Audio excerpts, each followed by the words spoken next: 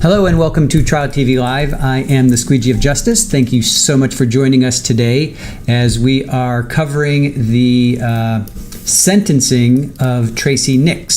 So this is Florida versus Tracy Nix and the sentencing of her today. So before we get to any details, let's just check in, see who is with us in the chat. Therapist you know, first in chat it looks like. Fala, hello to you. Lily Wayne, thank you for joining us. Momo Shark, appreciate it.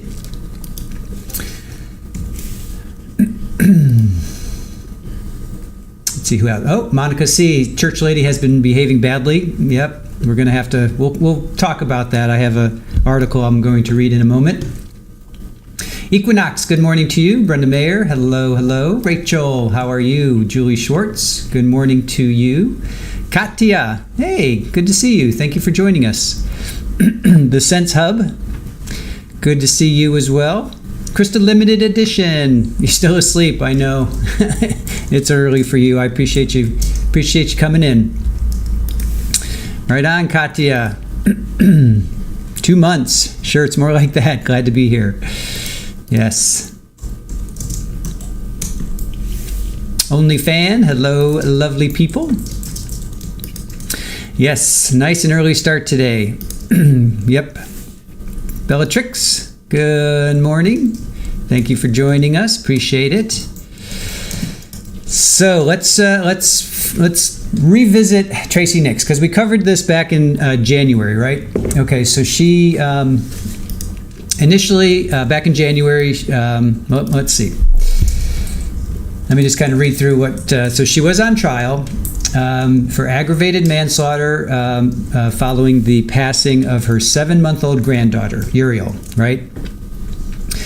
So this was in November of 2022. So she left Uriel in a hot car, right? She had been running errands. She went out to lunch. Remember, she went to lunch with her, I think, 3 friends, and they all said, "Oh, Uriel was the life of the party." You know, Tracy was very attentive. I think she had gone to a church meeting before in the morning with these same friends. You know, she was very attentive. All this stuff. But then she gets back home. Her husband is mowing the lawn, doing yard work, and she leaves Uriel in the car. Well, of course, Uriel passes away. So by the time they realize it, they go out to the car. You know, Uriel is unfortunately no longer with us. So a jury did find her guilty back in this. Again, that was in January. And now her lawyers, let's see, she faces, she faces up to 6 years, right? Okay, so she was found guilty of 1 count of leaving a child unattended in a vehicle for more than 15 minutes, right? So that's what she was, that's what the jury found her. Let me just see if, okay, so she was not guilty of count 1, but she was guilty of leaving a child in a vehicle of excess of 15 minutes causing great bodily harm, right? So she was found not guilty of aggravated manslaughter, but was found guilty of leaving the child unattended. So, now, recently here, let's see, in a recent filing titled Defendant's Motion for Downward Departure for Sentencing Guideline, her attorneys request leniency, right? Because a doctor, I'm looking through my notes, Dr. David Diamond, he studied brain and memory, how children are forgotten in cars. Let's see what else. Let me see. There was a forensic geriatric neuropsychiatrist, right? So he said, this was Dr. Ryan Estevez. So he was digging into the medical records. He found that she had fibromyalgia. She was taking 3 meds. Lorazepam.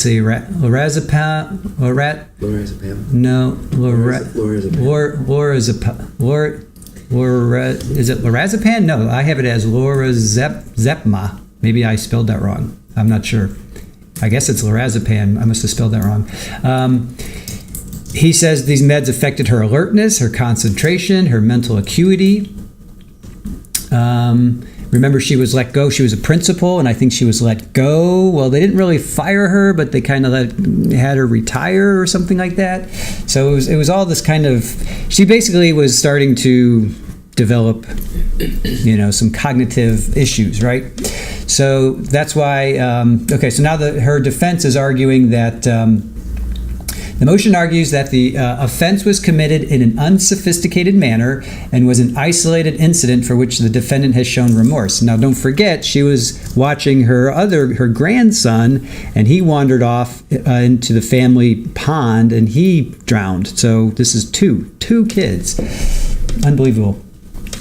So the filing also states that Ms. Nix showed immense remorse at the scene and at the sheriff's office. During the trial, some observers questioned whether this remorse was clearly demonstrated, pointing to trial footage and testimony that they felt did not align with this characterization. So the defense additionally cites Ms. Nix being overprescribed several medications that we just talked about as a contributing factor. This has raised questions about why the alleged overmedication was not addressed following the earlier passing of her grandson, Ezra, right? So the motion contends that a harsher sentence would only be justified under a theory of retribution. Now, critics argue that the loss of a child's life is significant cause for significant sentencing, regardless of intent of prior behavior. So the motion notes that at the time of sentencing, Ms. Nix will have served approximately 90 days in the Hardy County Jail. Actually, she's been in there she's been in there since last year. Or was it? No, wait a minute. It was just this. Okay, so it was just this past January. That's right, because we were not a channel last January. So this is only a couple months ago. Wow, I felt like it was last year, but no, it was just a couple months ago. Okay, so that makes sense, 90 days. There have been reports she has admittedly engaged in consensual sexual activity with other inmates during her time in custody. All right, so let's get to that. Nix, victim of sextortion after jailhouse trysts. So the former elementary principal awaiting sentencing has become the victim of sextortion following a series of jailhouse trysts. Okay, so Tracy Nix was transferred to DeSoto County Jail on February 27th. The Hardy County Sheriff's Office said at the time the move was merely logistic, as Nix was being housed in a four-person cell by herself out of concerns for her safety. However, the move was anything but an answer to a logistic challenge. Excuse me. Nix was the victim of a sextortion caper following a consensual affair with two fellow inmates inside the Hardy County Jail. Right? Charged in the case are Nix's former cellmates Sandra Botello Cardoza and Rosanna Sanchez. Cardoza, 41, has been charged with extortion, illegal use of a four-way communication device, and conspiracy. Sanchez, 42, has been charged with attempt to commit extortion, and conspiracy. She was in there for grand theft auto and drug possession.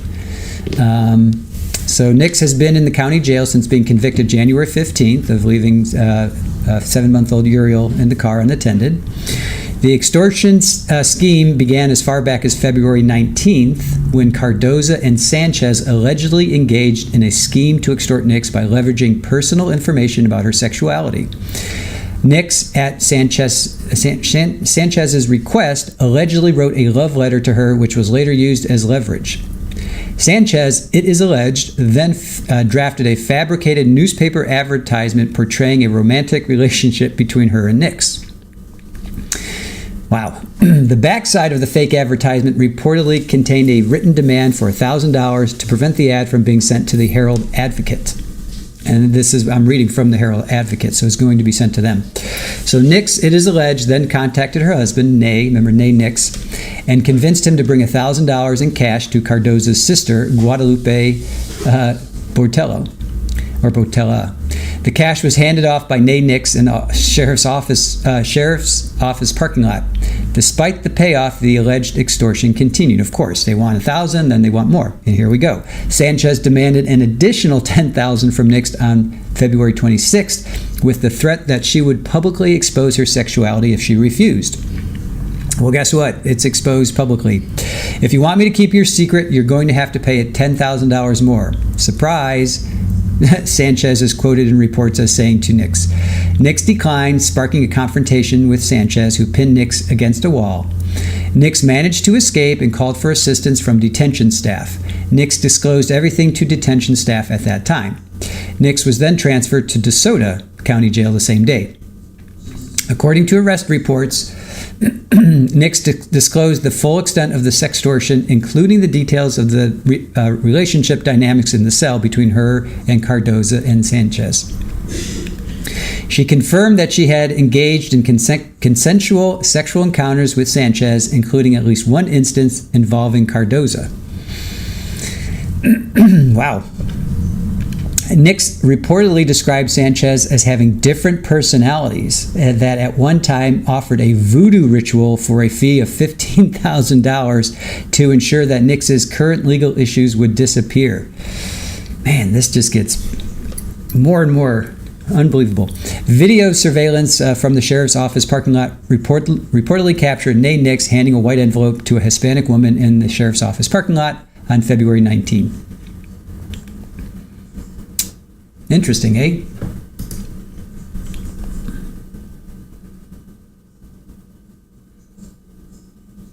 All right, looks like we're going to have the same judge. We're going to have Judge Brandon Rafool. Love that guy's name. So what do you guys think about that?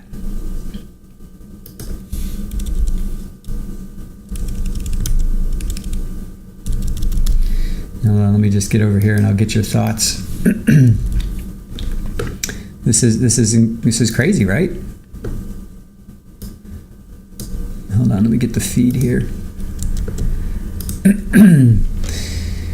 So it started consensual and then escalated to extortion. Seems like it.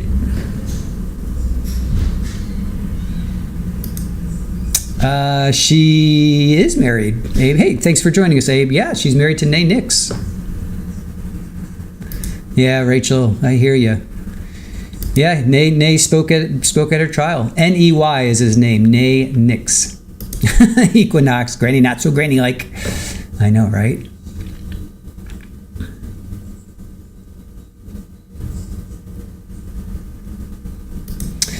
Ken Rosenberg, she's an easy target, an ideal one, really. Yeah. Traveling Teresa. Oh my God, it's too early for sextortion. Right, what did I walk in on? Hey, Angela, how are you? I don't know why, but it kind of bothers me when people judge defendants' characterizations, actions during a trial or on scene. I think we can all agree that we process things differently. Absolutely. Ken says, this unfortunately is super common. That I believe. Rachel B, she and Donna can hang out. Yep. Hey, Lizbeth. Excuse me. Yep. Donna Adelson is also being shaken down for money. Yep. Lily Wayne, I'd love to know her daughter's reaction to all this. I know, right? I wonder who's going to give victim impact statements, right? Oh shoot, let me get over because we have possible. Let me come over here, you guys. Just in case feed kicks in, because I see we have some action there, but let me see here. Let me just get us ready. Okay. I know, that poor little dude. Poor little girl. Yeah, both, yeah. That poor family, right?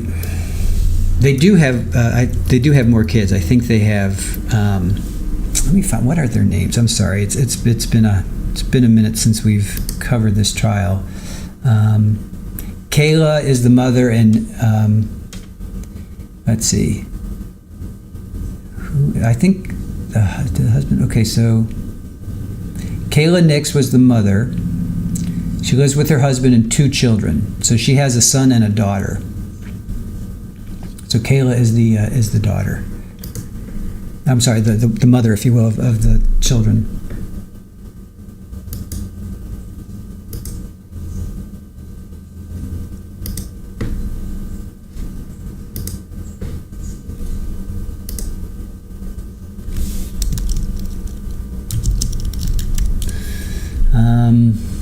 back to my notes here. Okay, looks like we have a feed. Let me get myself sorted out here.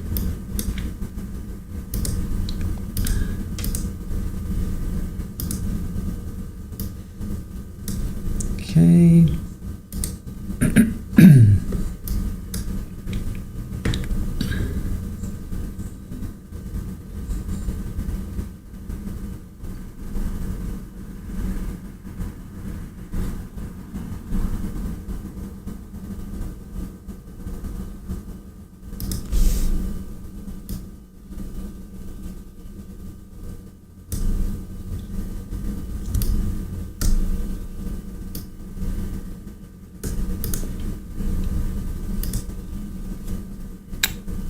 Okay, hold on a sec, guys.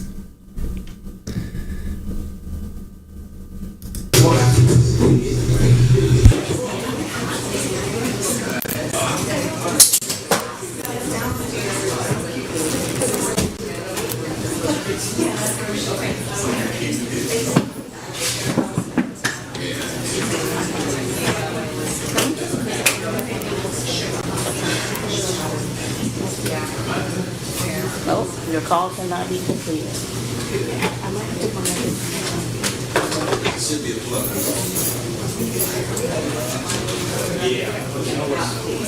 Let them call yeah. That's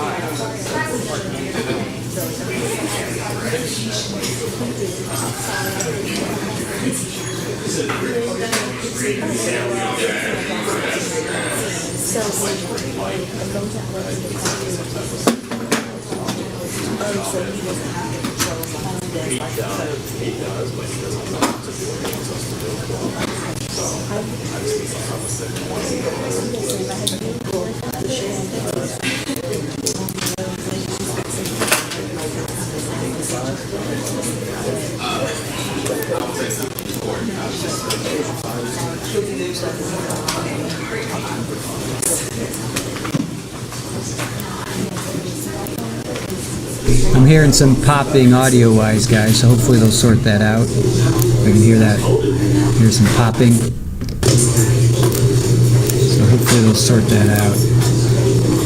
Let's see if I can find another feed that might not be so. Let's see if there's anybody else there covering it.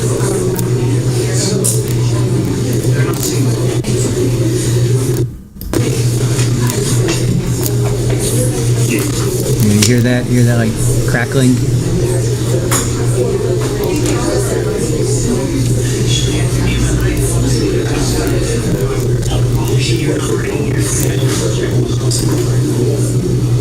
Let's see if anybody else is out there covering it. Doesn't seem like anybody's not seen any other feeds.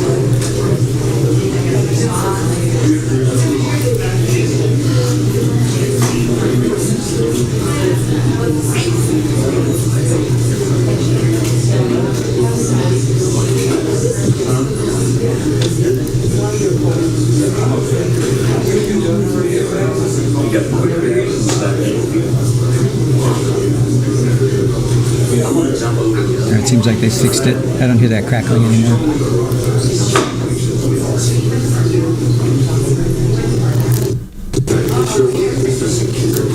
Nope. Now it's back. Yeah, they're still working on their audio.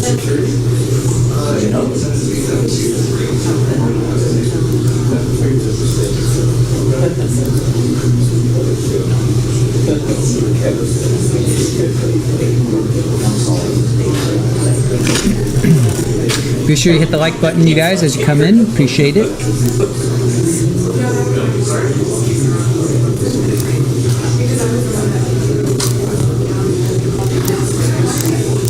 Yeah, that crackling. Hopefully they can sort that out.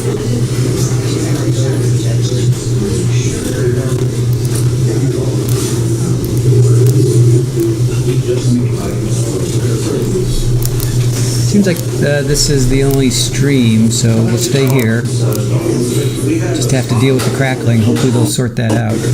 Snap, crackle, pop. Yep. Equinox. Yikes. this audio. Hopefully they'll sort it out.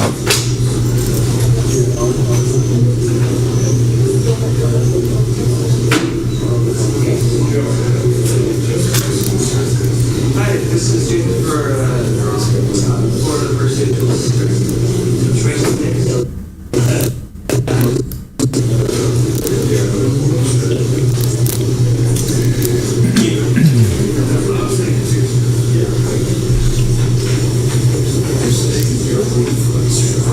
I know. We're just going to have to work our way through this crackling. That's on their side.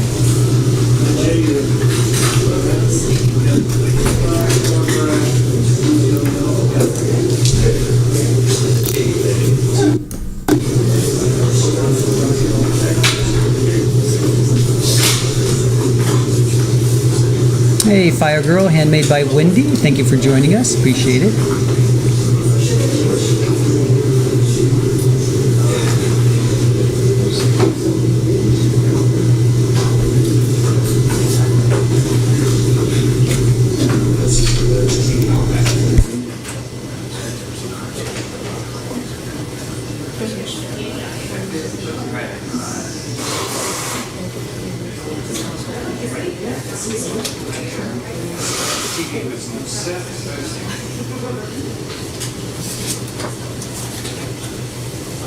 Oh, I'm sweating. 2 weeks now.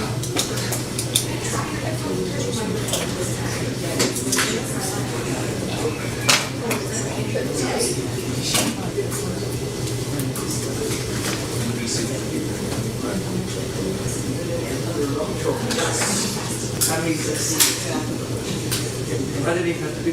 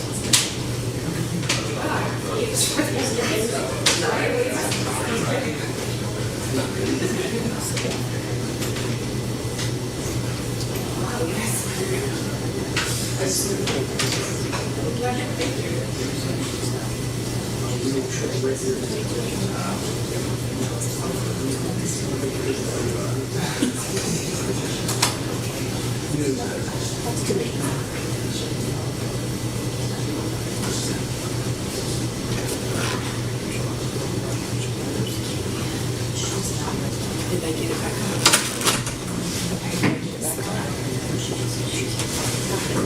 Okay, here, I put batteries in that because I don't have a long year other one.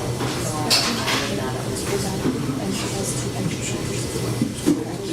Yeah, I got that one and I put the batteries. Soon as it'll come on, I want to go. I was trying to figure out.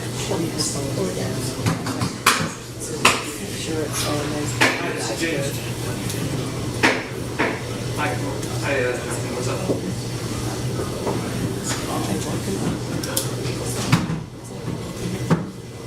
So I'm running audio off of my camera, so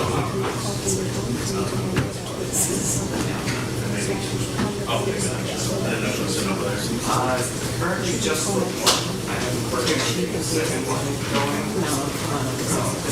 Does the chief hear, like she said here, the report? That's the judge's, yeah. But he's not gonna do it, but if you get camera when it's lit up, this will be live, and then when you pause it, it goes off. But that starts and there's a 10-second delay on the screen. Okay, gotcha. Yeah, just to visually show you. I'm doing my walk. Very simple.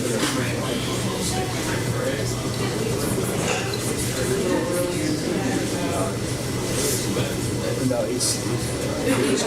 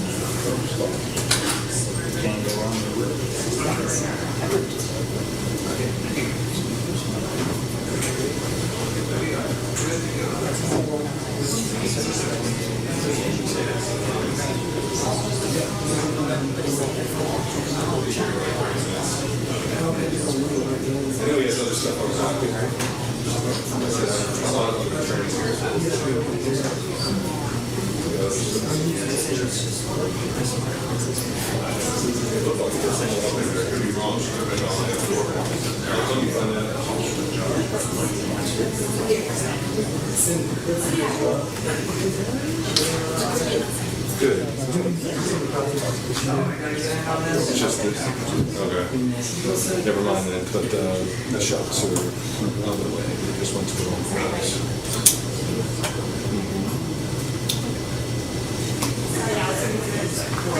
Hey, we're gonna wait. Did you work? Yeah, yeah. So, all right, great. Well, no, I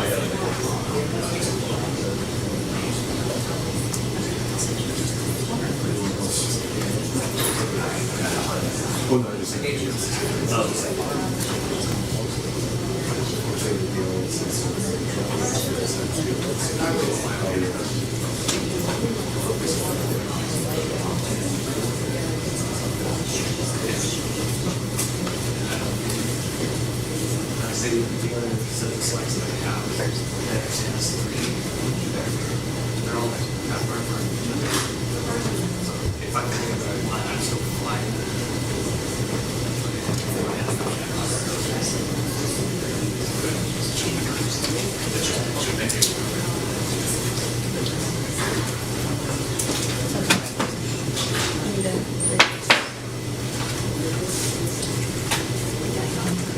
Hey, journalists.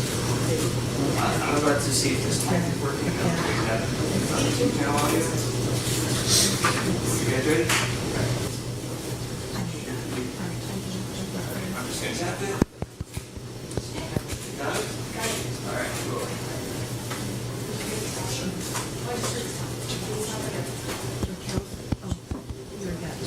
Okay, that's what she. You got extra batteries. I can adjust it. They're working on their audio, guys, and they're panning, but we can sort that out if they can't.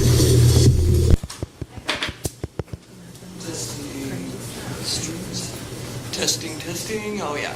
I can hear it. You guys hear it? I'll be back.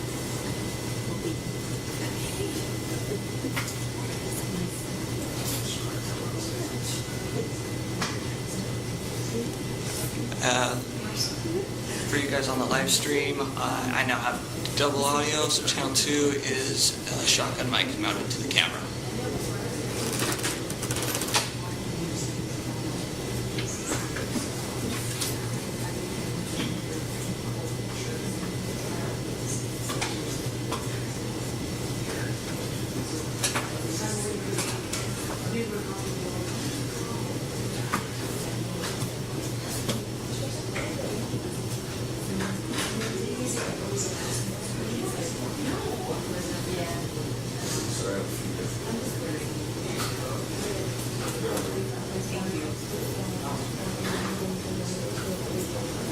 That's how we do it here. Or people are laying on napkins. No, don't worry about it. You know. No, it's just in the restroom. We have blowers that don't work. It's like somebody's literally standing and blowing on their hands. I mean, they work. It's just, you know.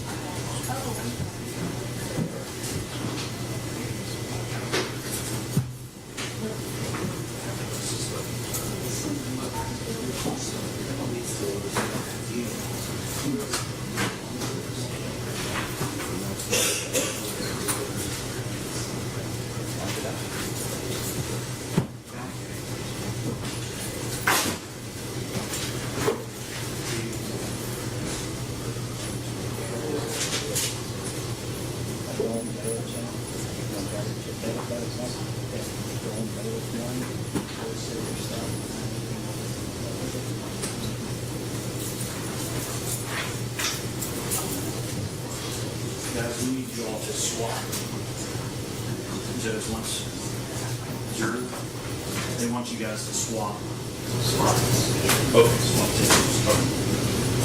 We're gonna have Ms. Nix over here on the far side.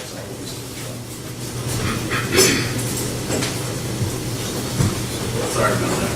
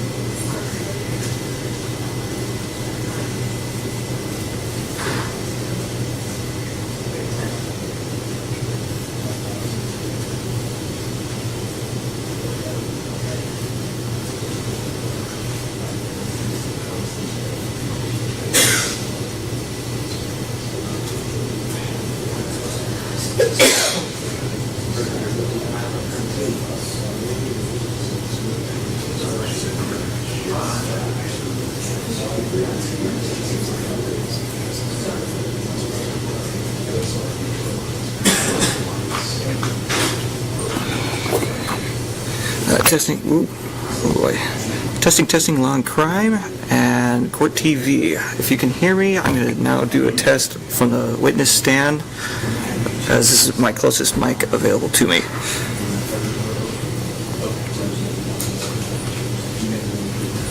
Law and crime, if you can hear me. I mean, obviously I'm not the house speakers, so this is about as good as it's going to get, so text me if you can hear me. Thank you.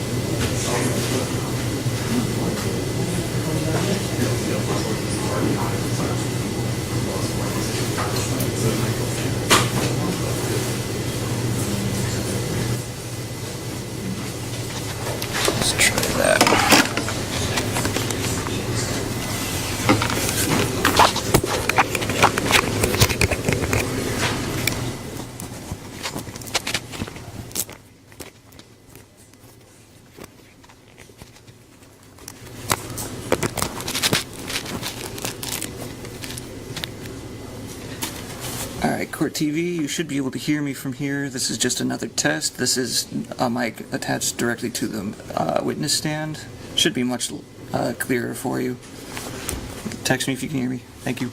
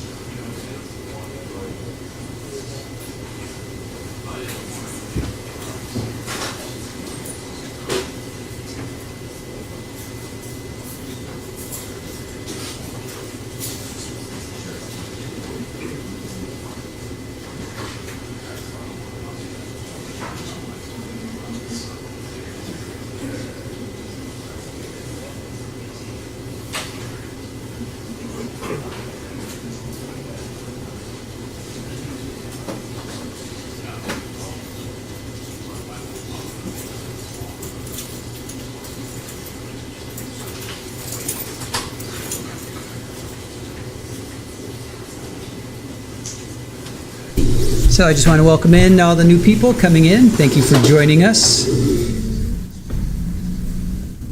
Oh, now we lost the audio altogether. They're still trying to sort their audio out there.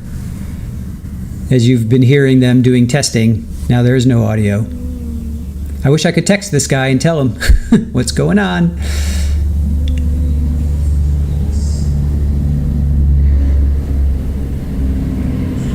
Okay, now he's working on his... Oh, and there she is. There's Tracy Nix. All right, so that means we're going to be starting soon. So I'll see you guys on the other side.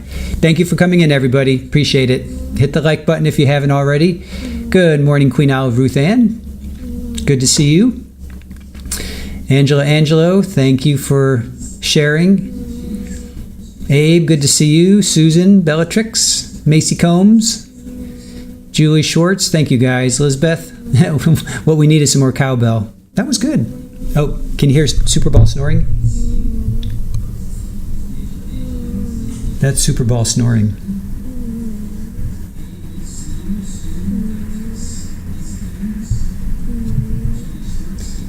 Yeah, Super Ball is snoring. You hear her, right?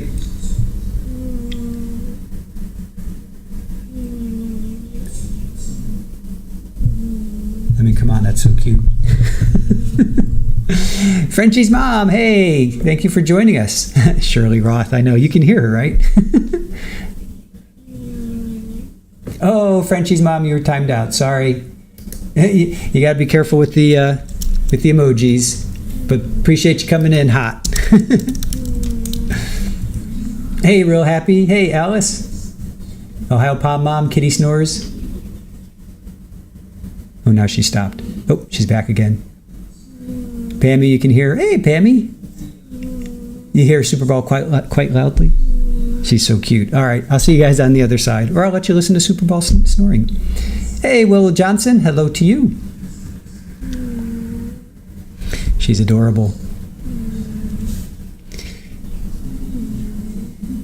All right, guys, I'll see you on the other side. We should be starting soon.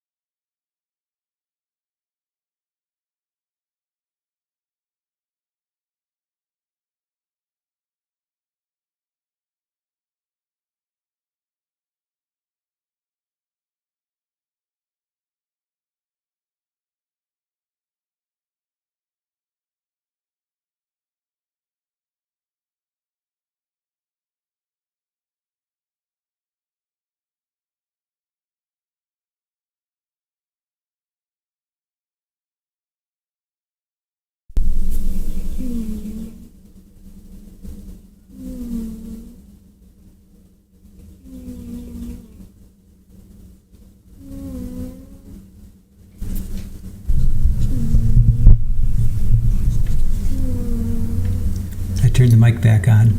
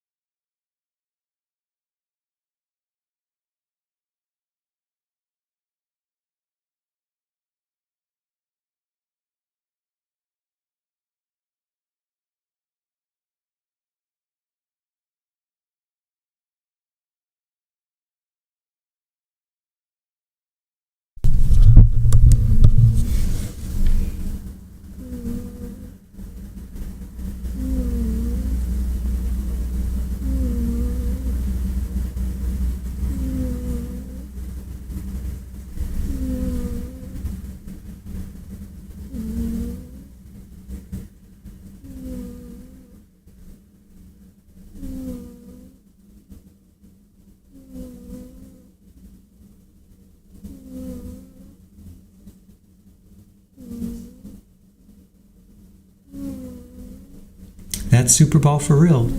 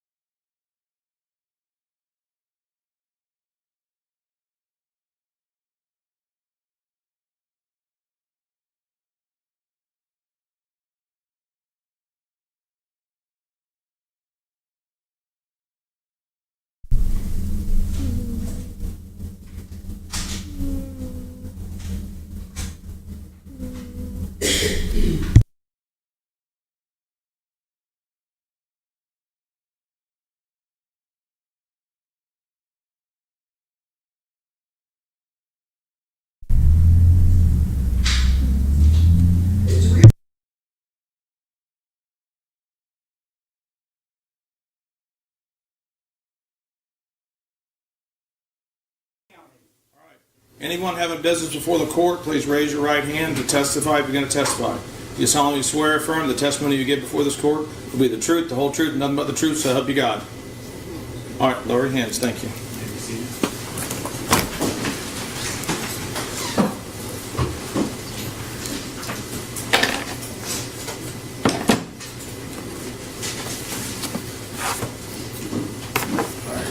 Hang on, Mr. Coleman. Just have a seat. Let me get up and going.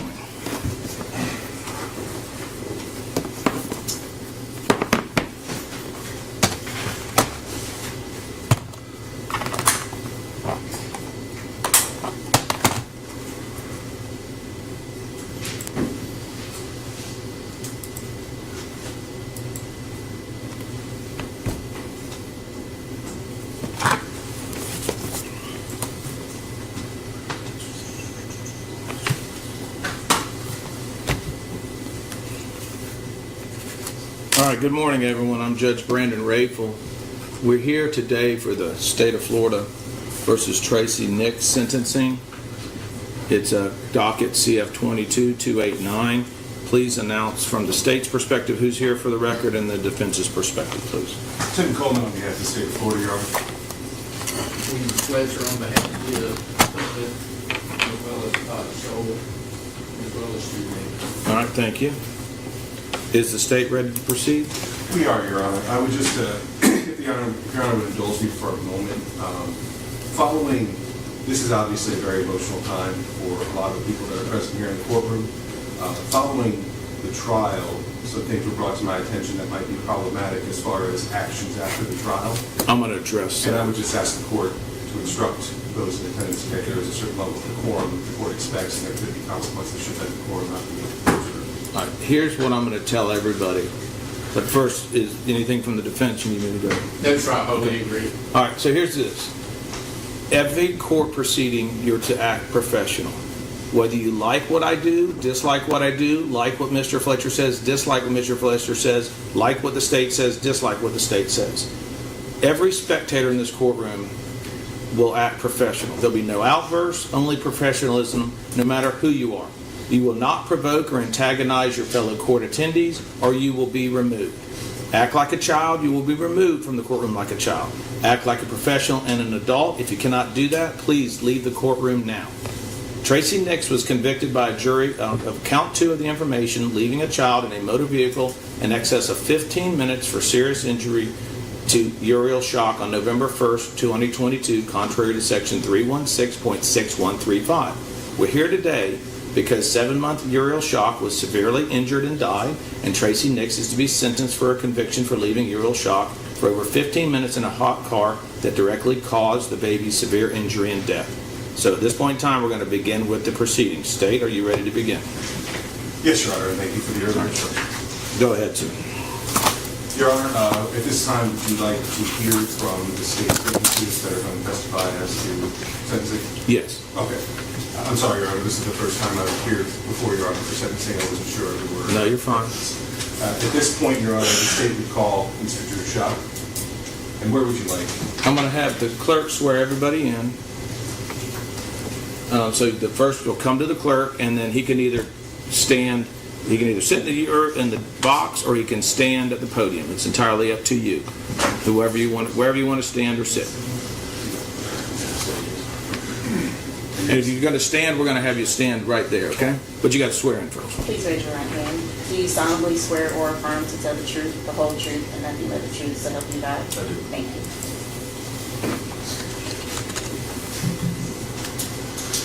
And Your Honor, I'll only be putting Mr. Schock's name on the record. We'd just like to make a statement to the court. That's fine, thank you. Sir, could you please state your name for the record? Yes, sir. My name is Drew Schock, And spell your last name. SCHOCK. And sir, how did you know your name? She was my daughter. Okay. Is there a statement that you'd like to make to the judge concerning? Yes, sir, I do. And I don't know how easy this is going to be. Am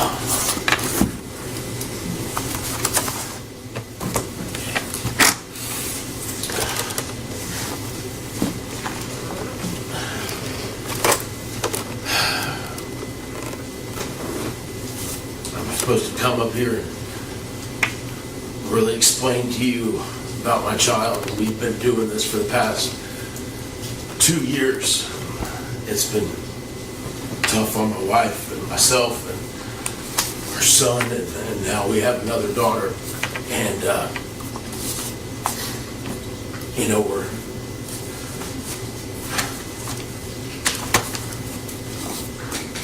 we're basically trying to put a price on my child's life with time.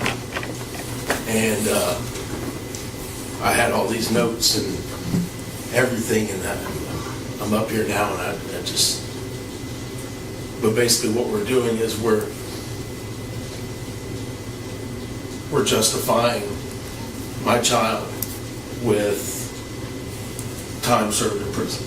And a lot of you know here, this is not the first time this has happened. This is the second time. Fortunately, we weren't able to make that case with the jurors due to circumstances, but everybody in here knows that this is not the first time this has happened. But I'm going to keep this about her because that's what this is about. It's about my daughter. She was born on March 5th, and she was a blessing to my wife and to myself and my son. 2 months before that, we had lost our son, and it was devastating.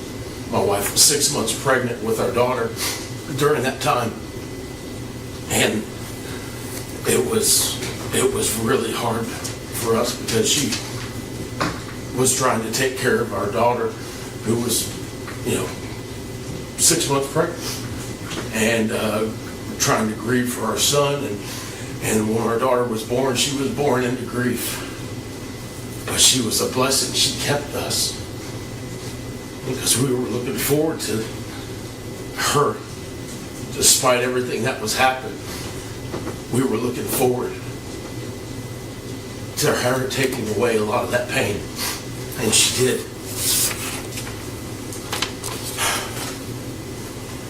Yeah,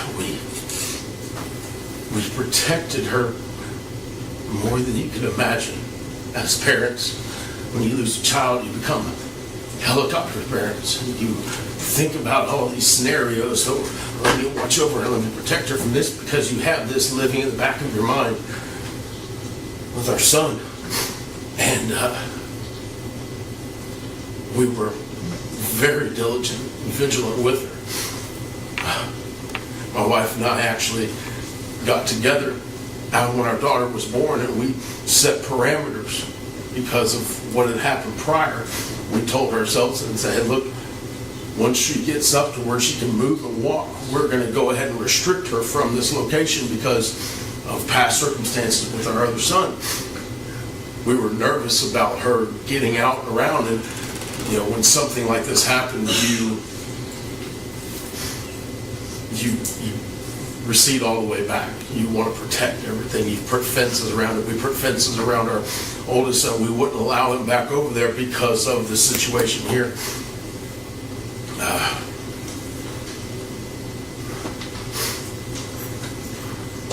But it doesn't matter, no matter how hard you try.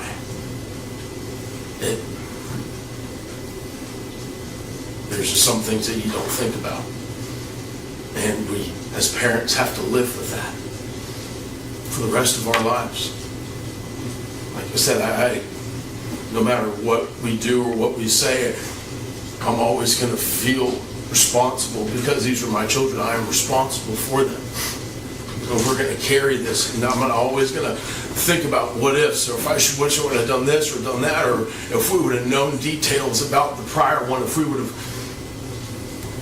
But all that is it's too little, too late. She was our blessing. When she was born, she was our angel child. She looked so much like her son, it was ridiculous. We've seen him every time we looked at her. She looked at us, and it would just cut right through us, and we took that like it was God saying, here you go, here's your other shot. You know what I mean? I know this happened, but I'm going to make this daughter look just like him, and you guys are going to have this. And it was taken from us.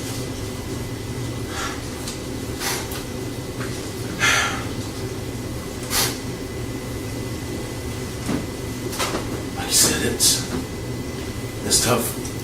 My wife and I sat here through all these court proceedings, and we had to sit here and listen to people speak as if they knew what was going on, as if they knew what was happening, and none of these people had a clue. Now, once they asked us, "Hey, Drew, what happened? Hey, what really happened?" That's what I would have loved to have told them. How everything happened, how everything went down. Because it was not how it was portrayed in the courtrooms. And I was planning on coming here and explaining all that. But in the end, like I said, the result's the same. I'm standing up here in front of you guys, defending my children from a woman who took them away from us. To me, that's insane. It's insane. She's done this twice. And the fact that we're debating whether or not she deserves jail time is just insane to me. She took 2 lives. To me, it's black and white. But my wife and I are the ones who are going to have to live with this. They can go and do what they want to do. 20 days locked up. They're done, forgot all about my children. Forgotten all about them within 20 days. Like it never happened. Going off, doing their own thing, living their own life. Making her own friends. She's not grieving. Not at all. This is the pain that my wife and I wear. Nobody else.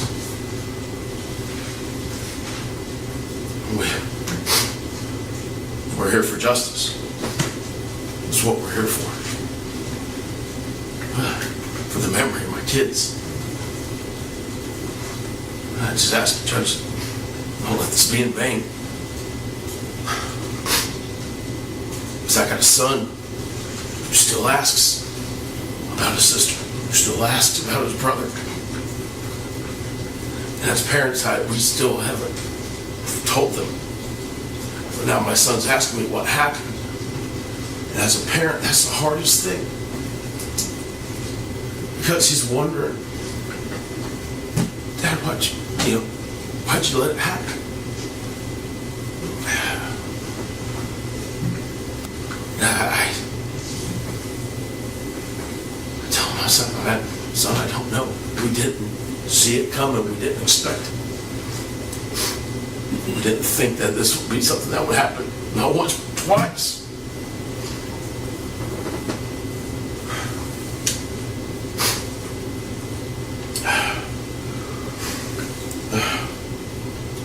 I remember when our daughter was born in the hospital. All the pain that my wife and I were going through, it just faded. When we looked into our daughter's eyes, it just melted. And I can tell you this, as a father, I love my sons. They are our future, and they are my future generations, but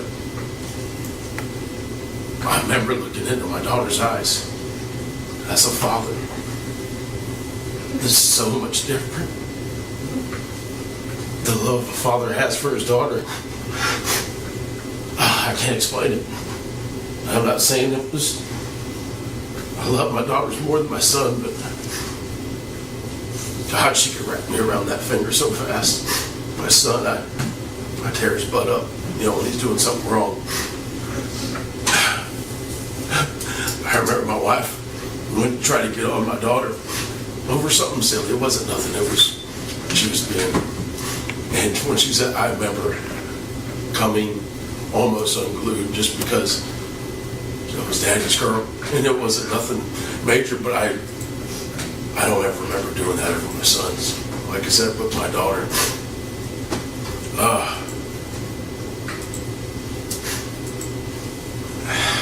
To have that taken away. now that we have our other daughter, as a parent, it scares me. Because I thought I knew the people I was sending my child with. I thought I knew them.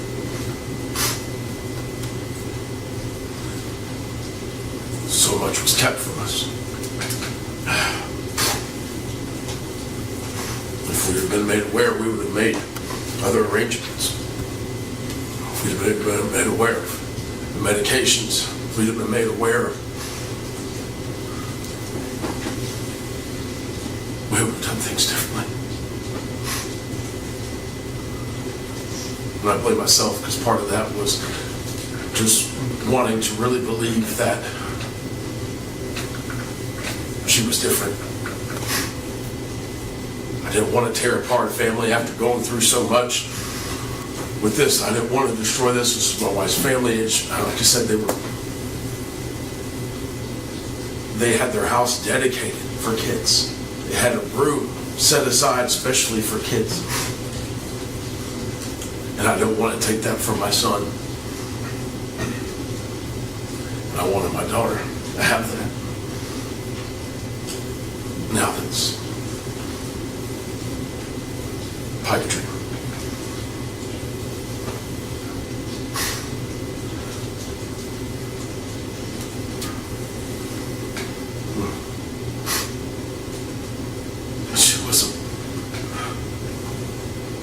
She was a blessing. I planned on going through and that day, but I can't still be up here and talk. We've had to relive that moment every single day.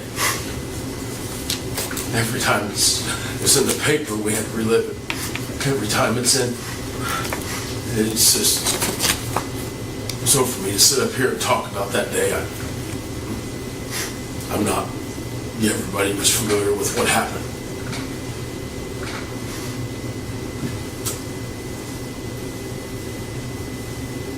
Everybody. I just want you to know that as parents,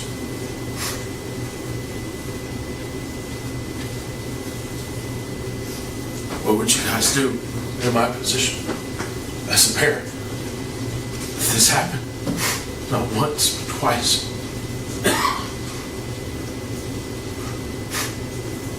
All we can do as parents is try to see it through. That's all we can do. Just make sure that this doesn't happen again. Because nobody thought it would happen the second time. But I'll be damned if I'm going to stand by and let this pass me by and let this continue to happen. Like you said, we're fighting for our kids' names. We're fighting for their memory. And for somebody to just walk away and think they just deserve to just walk away after what they've done to my family, to my son. It's insane. I said, I can't fathom it.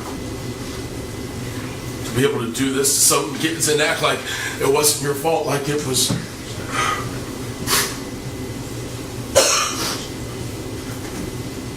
Blaming somebody else.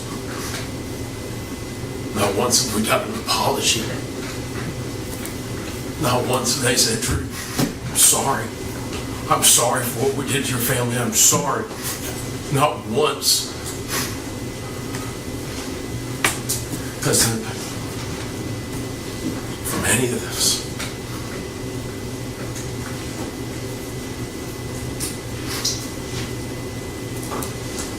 I just want you to know that this is, I'm going to continue to carry their memory the best the way I know how. I'm going to continue to raise my sons and raise my daughters to do what's right,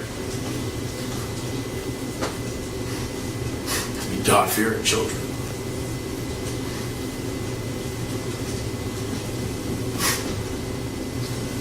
had some moments where I questioned everything.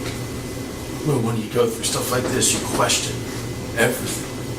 Question your faith, question everything that you believe, because you just couldn't imagine.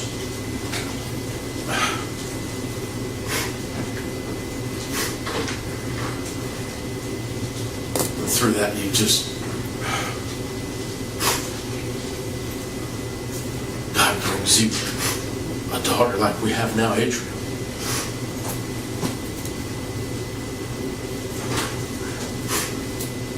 And like I said, when she was born,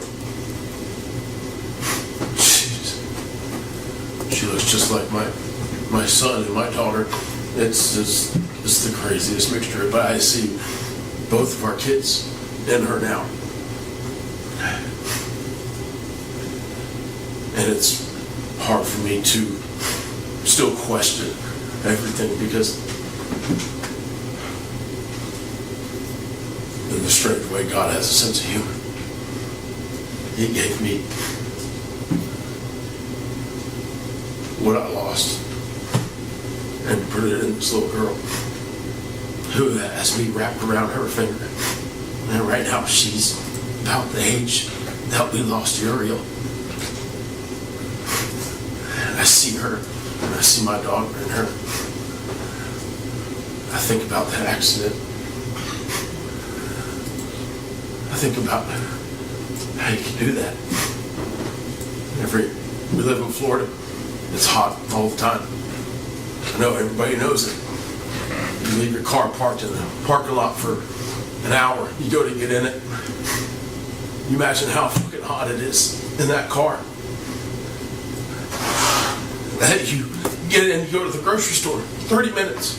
You get out and it's blistering inside that car. Every time I do that, I think about what my daughter went through for hours by herself, screaming.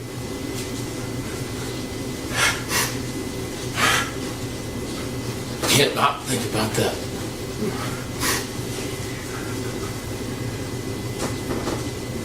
For what? For what? In a hurry? But I'm reminded by that every single day. Because every single day is that temperature. And every single day I get into my truck and I feel that and I think of my daughter and my heart breaks. Because I can't imagine. But I have to, because she did. She sat there and suffered and screamed and flailed.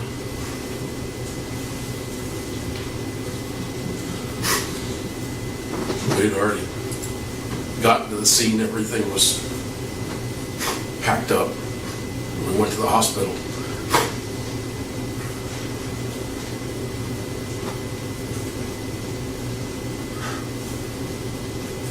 And that's a sight you don't ever take back.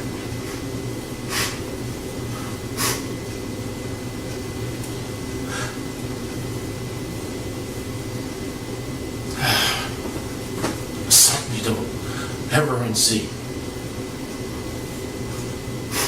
The love of your life laying there 11 months before, 11 months after, going through the same thing. It's deja vu.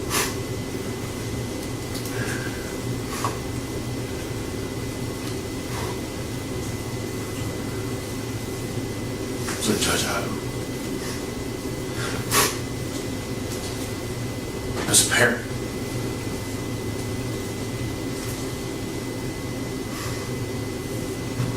like you said, we weren't able to get all the facts out to the jury like we should have.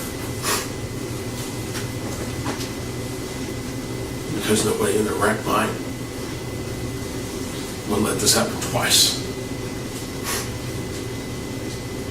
Twice.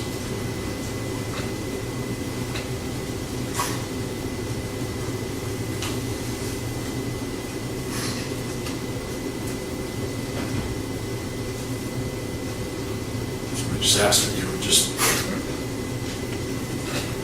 think about this when you sentence.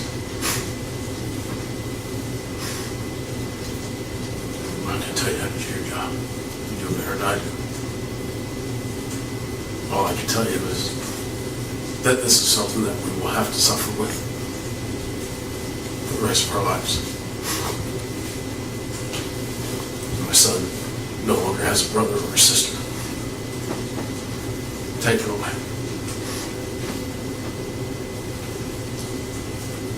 But that's something that we're going to have to live with for the rest of our lives. Thank you. Thank you. Anything from the defense? That's right. Okay, thank you. Thank you, Mr. Schaaf. Next witness, stay. Maybe just have one moment.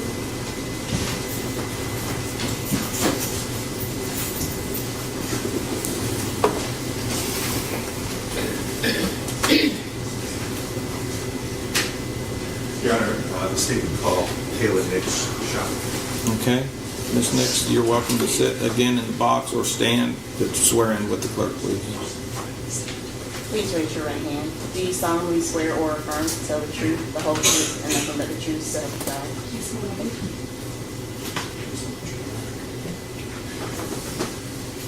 Ma'am, could you please say your name for the record? Kaylin Nix, Shock, Okay, can you spell your first name? K-A-I-L-A-N-I-X, and I am not legally Shock, but S-C-H-O-C-K. And I think we all know that how did you know you were? That's my daughter. Would you like to make a statement to the court regarding sentencing? I will. Tell the truth. Thank you. God. Take your time. I set aside all day for this hearing. Thank you. Good morning, Your Honor. I had a beautiful daughter, and her name was Uriel Jane Shock, and I named her from an angel from the Old Testament of the Holy Bible. She was nothing shy of an angel. She was my rainbow baby. You know, as much as I want to start with her, I have to start on the day that my son, Ezra Shock, died.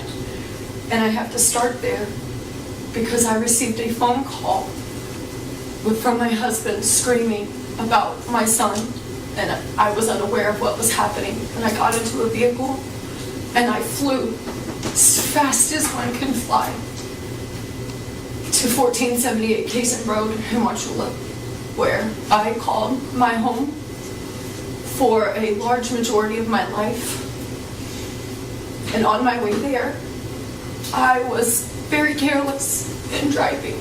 I could see a helicopter coming to their address, and I looked at the helicopter and I didn't look in front of me. And I had a front-on collision with a very innocent woman, and I damaged that woman.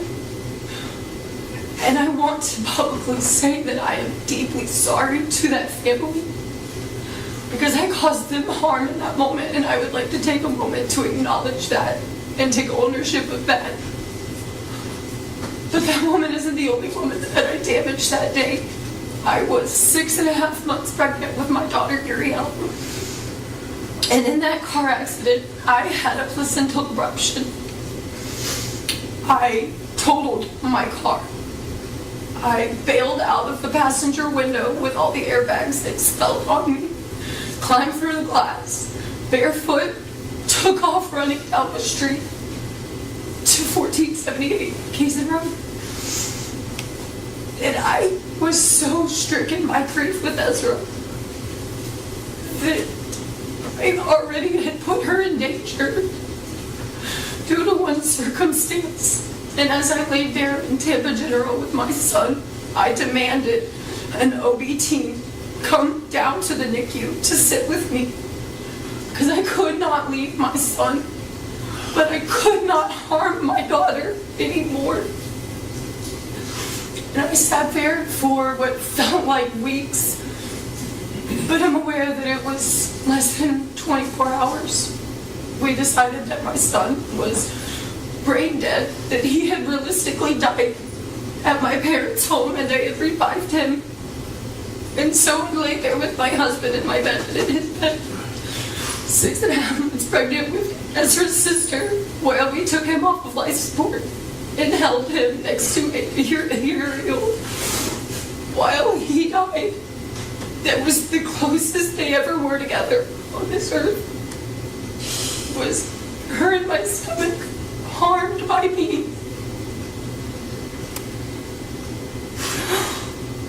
While he died.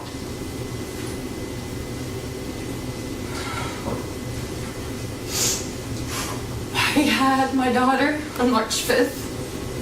That following year, I had been on very strict bed rest. My sole obsession was Uriel. I had been told by my doctors that I needed to choose. I had to choose whether I mourned Ezra or I saved Uriel. And so I put Ezra in any version of a box that I could find inside my heart. And I put him here in the name of protecting Uriel. She was my restoration. She was going to salvage my family. And that was never meant to be her purpose. She was just meant to be a beautiful little girl. But by circumstance, she became my salvation. The day that my daughter died is one I could clearly never forget. No matter how much I wish I could wash it away and just hold beautiful moments, it's not something that I can do.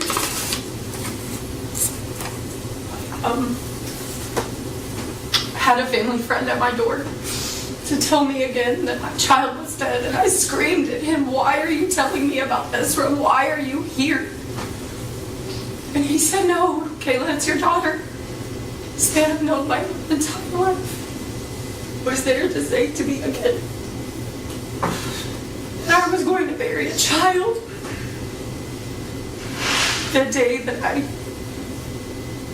agreed to invite my mom into my daughter's life. I was afraid. I was terrified. But I wanted restoration with you. I wanted that. I wanted our family. I wanted to save something, Mom. I did. I wanted to save something.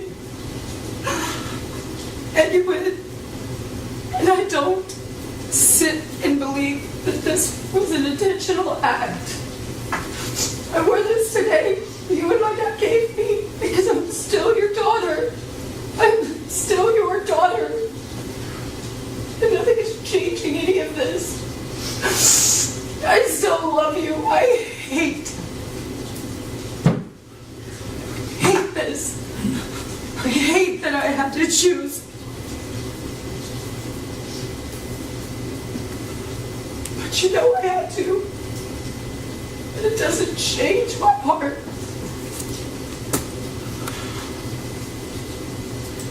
She was gone. I walked in with my husband to the hospital to identify her body. And I've never felt, well, actually that's not true. I felt that air leave my body before. When Ezra died in my arms, I felt it. But this time she didn't die in my arms. She was just there. Gone. My beautiful daughter was gone. The officers on site were concerned for my physical safety in that moment. They could not rationalize how one human could bear the weight of this reality. At which point they decided to take me to Tri-County. And it's not something I've spoken on before. But they brought me to Bartow. And I was on the other side of the door. And I could hear you on the other side of the door talking as I sat there. And I just remember feeling in that moment. So alone, because the other thing in my head was that Drew was alone with Asher, telling my son that his sister was dead. And his next question was, where's my mom? And I don't even know what he said. I don't know what he said. But I know I wasn't there for my son. So they transported me to Lakeland.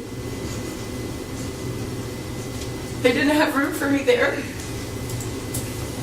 sat in a chair in the lobby next to the nurse's station while they made fun of me for giving another opportunity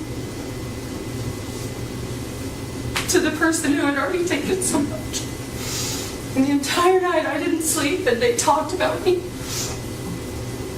And all I wanted to do was talk about my daughter, and I couldn't say a word to anyone. I was completely and utterly alone.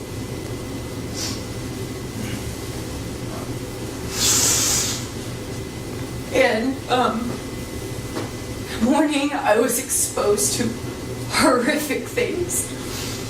Mentally ill men across the table doing disgusting things under it, while I just sat there alone, waiting to be saved. Anybody come get me, because I was not suicidal. And yet there was damage there too. Your daughter died and somebody's masturbating under the table. It's horrifying.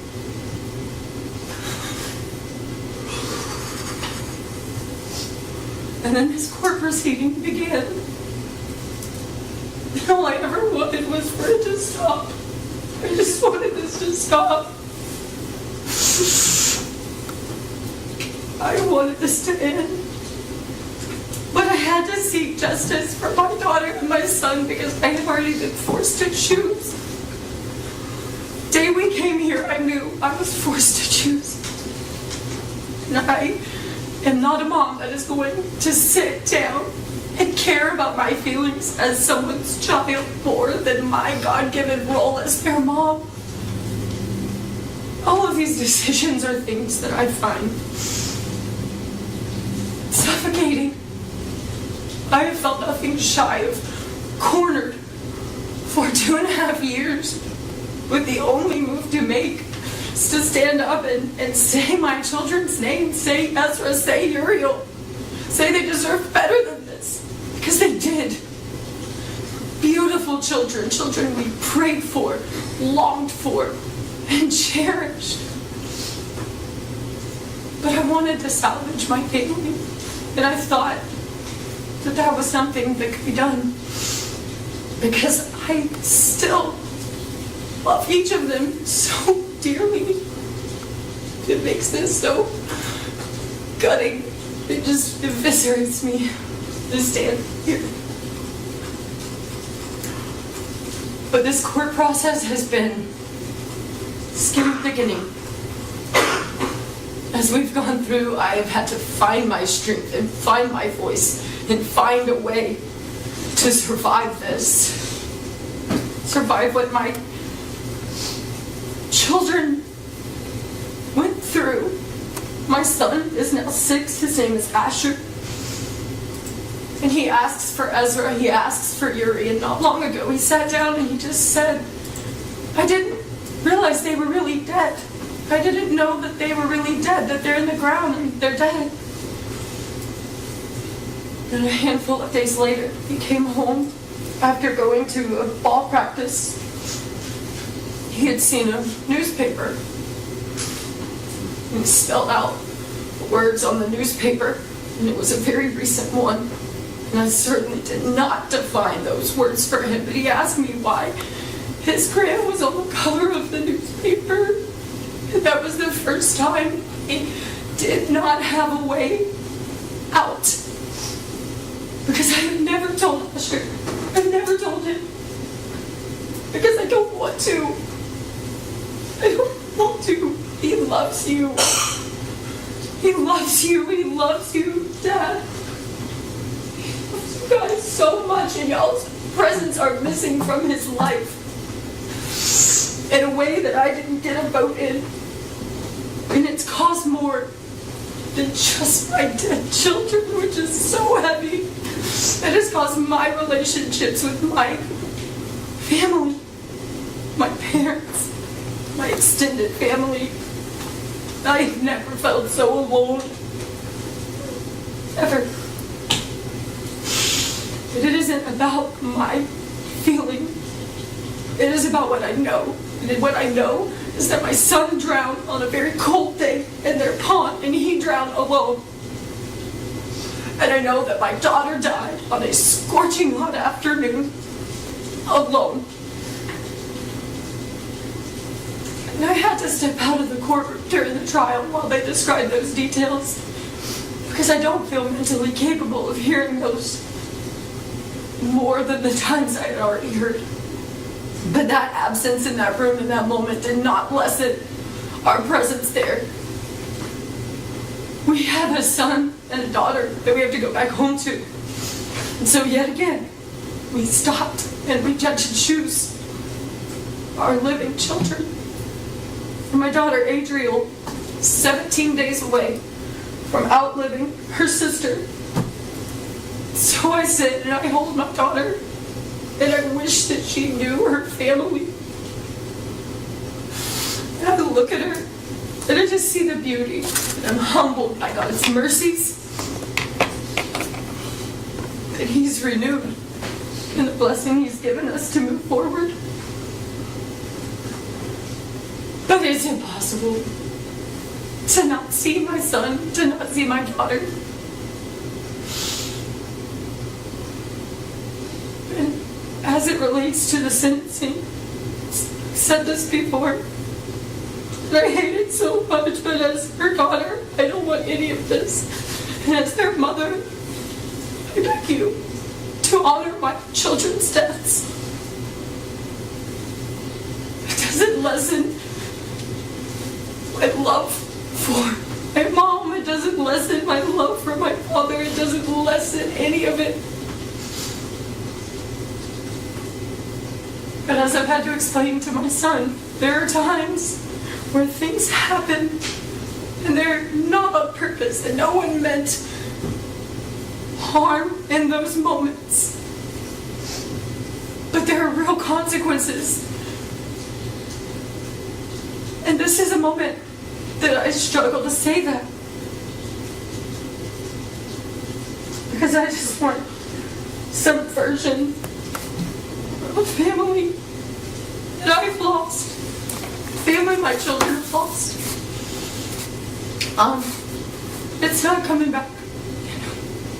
And while there's room for restoration, I do put forth the request that you honor my children's deaths when you consider the sentencing. And I love you. That has not changed. And I appreciate you. Look at me. Thank you.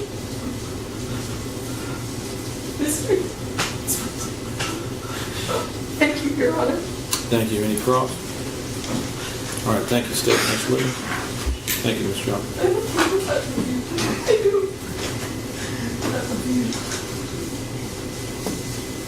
State has no further witnesses, Your Honor, and we would just have a recommendation at the court. Okay. Defense, do you want to do your witnesses first, or have the state do their recommendation now, and then you present your witnesses? I'd ask that the state do the recommendation. All right, state's recommendation, please. Yes, Your Honor. I don't know what process the court goes through with determining an appropriate sentence, but I can imagine it's a lot like the state when they make a recommendation. I think Your Honor and the attorneys in this court are in a unique position in which we're in a system and we see a lot of things. And we realize that everyone knows there's degrees of crimes, first, second, third degree felony, but we also learn in this system that there's degrees within those individual crimes. And when I look at this case, I think you have to look at the severity of what she was convicted of as far as on the spectrum for that individual crime, where does that fall? And Your Honor, I think you can only reach one conclusion. It falls on the most severe end. She was found guilty of leaving a child unattended in a car, more than 15 minutes, and it results in a great bodily harm. The great bodily harm in this case was a painful and torturous death. That's a fact. And in my next step, as far as making a recommendation to the court, you look at who was the victim in this case. And in this case, it was a 7-month-old. A 7-month-old is wholly dependent upon the person responsible for them, not only to be happy, not to be healthy, but to be safe. The fact of the matter is, the victim in this case should have been turning 3 years old last month. And she's not. Which brings me to the who. And in this case, who committed that crime? What position was the defendant in? She was grandma. Next to mom, she should be the safest person. And dad, she should be the safest person that Yuri could have. Not only was her grandmother, she was a woman, as I'm sure you're going to hear, that was involved in the education of children for her entire life. She was a woman who had children of her own, who had grandchildren before that. And most importantly, and I believe both Drew and Kayla touched on it, she is in the unique position, more so than anyone in this courtroom, to know what happens when you let your guard down, when you're responsible for someone who is wholly dependent on you to live. That's the process the state goes through when we're making our recommendation. And I hope the court will go through the same type of process, because I think when the court goes through all that, I'm not going to go through the facts, you understand that. But when the court goes through all that, we're dealing with a third-degree felony that's punishable up to 5 years in Florida State Prison. 5 years is wholly inadequate to the damage that was done in this case. But I think when you look at everything, when you go through that process, when you look at who she was, who Yuri was, and what happened to her, while 5 years in prison is wholly inadequate, it is the only thing that's appropriate. As Mr. Schock said himself, when the court goes through that analysis, it becomes black and white.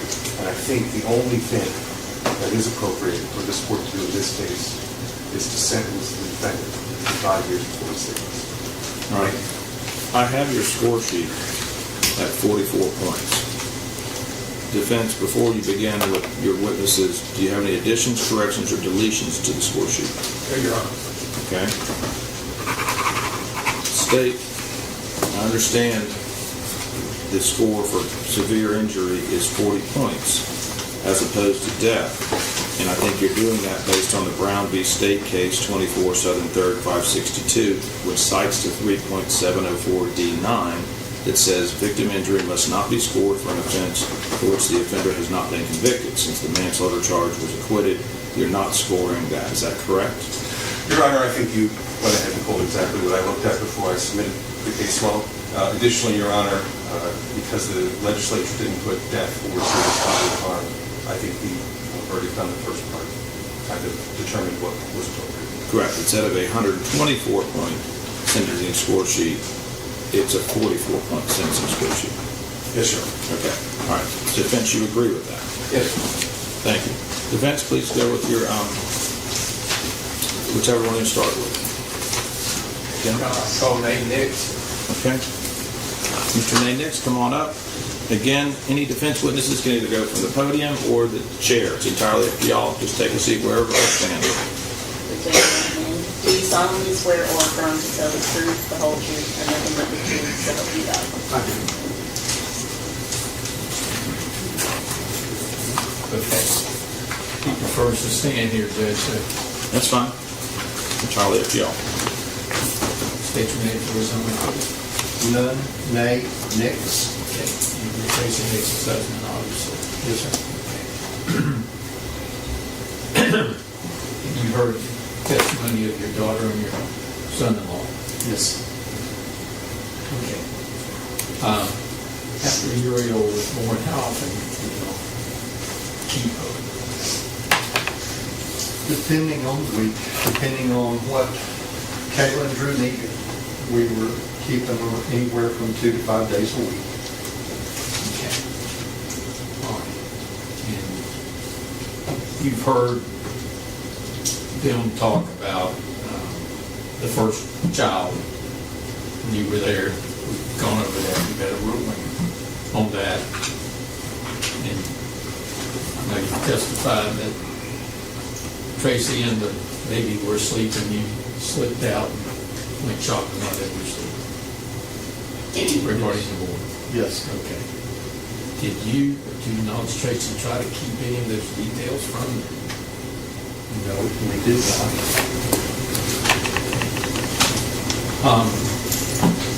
And Tracy had a red Lexus at the time of the passing of Uriel, is that correct? Yes. Did it have a child car in the back seat? No, it did not. That was an option, and when we purchased the car, we did not get it. Okay. Let's talk about Tracy after Uriel's passing. What did she do in connection with the red Lexus? The Lexus became an issue in the garage, just sitting there. Tracy would not touch it, get in it, or drive it. She didn't want anything to do with it because it brought back too many memories. And so on a scheduled service date at the dealership, I drove the car there, get tires rotated and oil changed, and have them do their inspection on the car. As I was there talking to different salesmen, one of them struck up a conversation with me, noticed that the car we had was low mileage, and being a car salesman, offered me a really good deal to swap cars. I thought about it for a little bit because I also felt like that might be kind to Tracy to remove the car from our location. So my only question to her was, is the color okay? She did not have a choice in it. That's why the car is also solely in my name now. So you got rid of the red Lexus and you bought a new Lexus. Yes. All right. I want you to tell us, Honor, the changes that you have noticed in Tracy since the death of Uriel.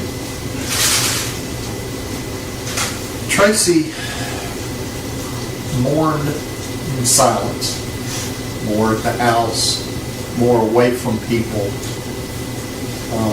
There wasn't any hope of really, other than the time that she went to Beef O'Brady's with some friends there, taking the baby with her.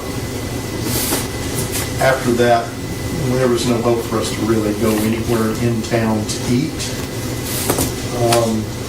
She wouldn't go outside hardly at all.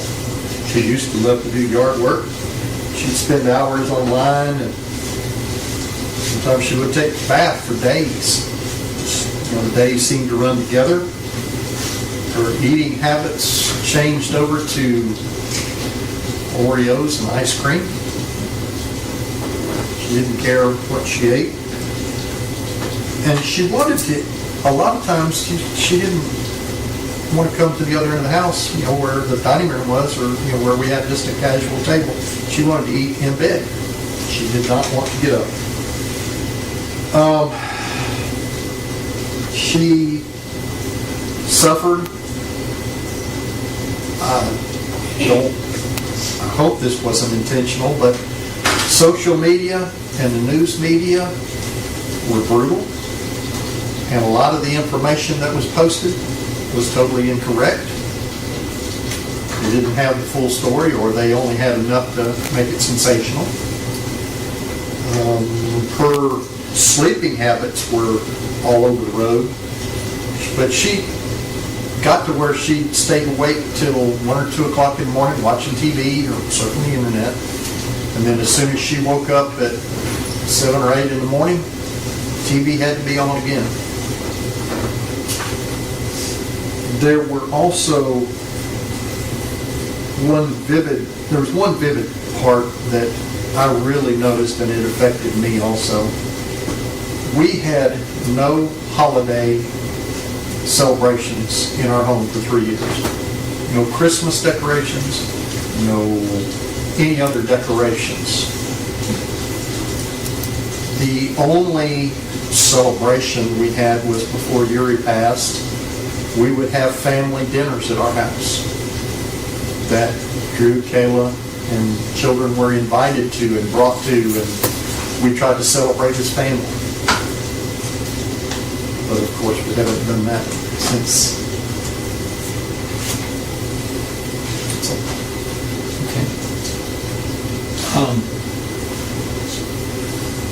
You had some pigs at your house. Yes, we did, in enclosed pens.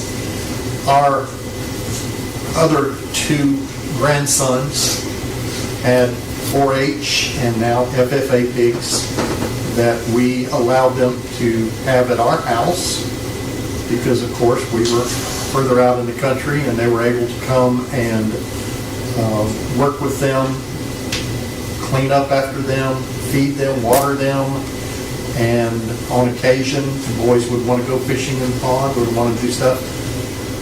Tracy never, ever came out. Tracy never spoke to them, ever, during that time. Whenever those boys were there, they were outside with me and me only. What about after Uriel's passing? What did she do regarding her hobbies? 2 of her hobbies were very important to her, only because she was passionate when she did something. One of the hobbies was wanting to learn to play the piano. As soon as Uriel passed, she hasn't touched the piano again. I continue to wonder if I need to get rid of it, move it out, try to be kind and remove that from her view if she ever got to come home. The other is she loved to do oil paintings and drawings. And she used to be very proficient in those and could do them, do an individual unit fairly quickly. But since Uriel, she would start on one, she would paint some background, didn't like it, paint over the whole thing. Sometimes she'd do that 3 or 4 times. She just couldn't focus enough to get back at it and get it finished. And she just got to where her painting just stopped. Tracy was taking medication during this time. Yes. She had been taking medication for many years. Yes, sir. Okay. Did you have any knowledge as to whether these medications were affecting her? At the time, no. Looking back now, after I've been reminded of it, after I've had it explained to me, and after I've read about it, I look back now and say, yes, there were changes. I won't get specifically with you. Yeah. Since your passing, has Tracy been to counseling? Yes. Can you tell? She has one, I believe it's psychoanalysis. We would drive to Punta Gorda once a week, and once a month she would go to, I believe it was a psychiatrist. Again, I'm not sure of the actual name of their specific talent, but going to the one in Lakeland was the doctor that could issue her or prescribe her medications if she so judged that she needed them. After a year and a half, the doctor in Punta Gorda left their practice, moved to New York, and we were able to find a comparable doctor in the same building with the other doctor in Lakeland. So we consistently, once a week, would go up there. Did she also have some inpatient treatment? She had inpatient treatment first at Peace River You know how Center. long that was? That was for 2 weeks. And then I hunted all over the eastern United States trying to find a facility that Tracy felt like would help her. She had specific criteria of what she felt like she needed help with. And so I hunted, and finally was able to locate a facility up in St. Cloud. And that facility allowed her at least a 30-day treatment. I think it was actually a little longer than that, but she was able to be inpatient. I was able to visit her once a week on a Saturday, but that was it. There was no other discussion or conversation with her. You have family photos at the house Yes, we do, of all of our family. still there? They're still there. We still have pictures of Uriel and Ezra and Asher, and we have Adriel, and we have our other grandsons, our other daughter and son-in-law, Drew, Kayla, and our extended family, all on the same rotating picture screen. I'm sure you love your daughter Kayla. Yes, I do.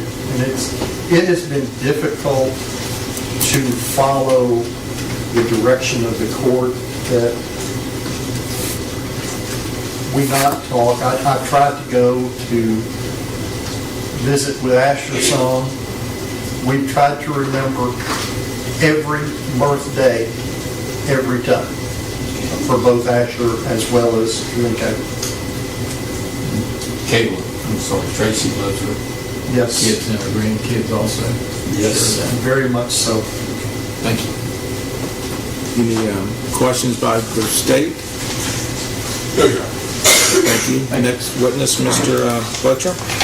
Call Dr. Estevez, Your Honor. All right, let's bring him on up. What's his first name?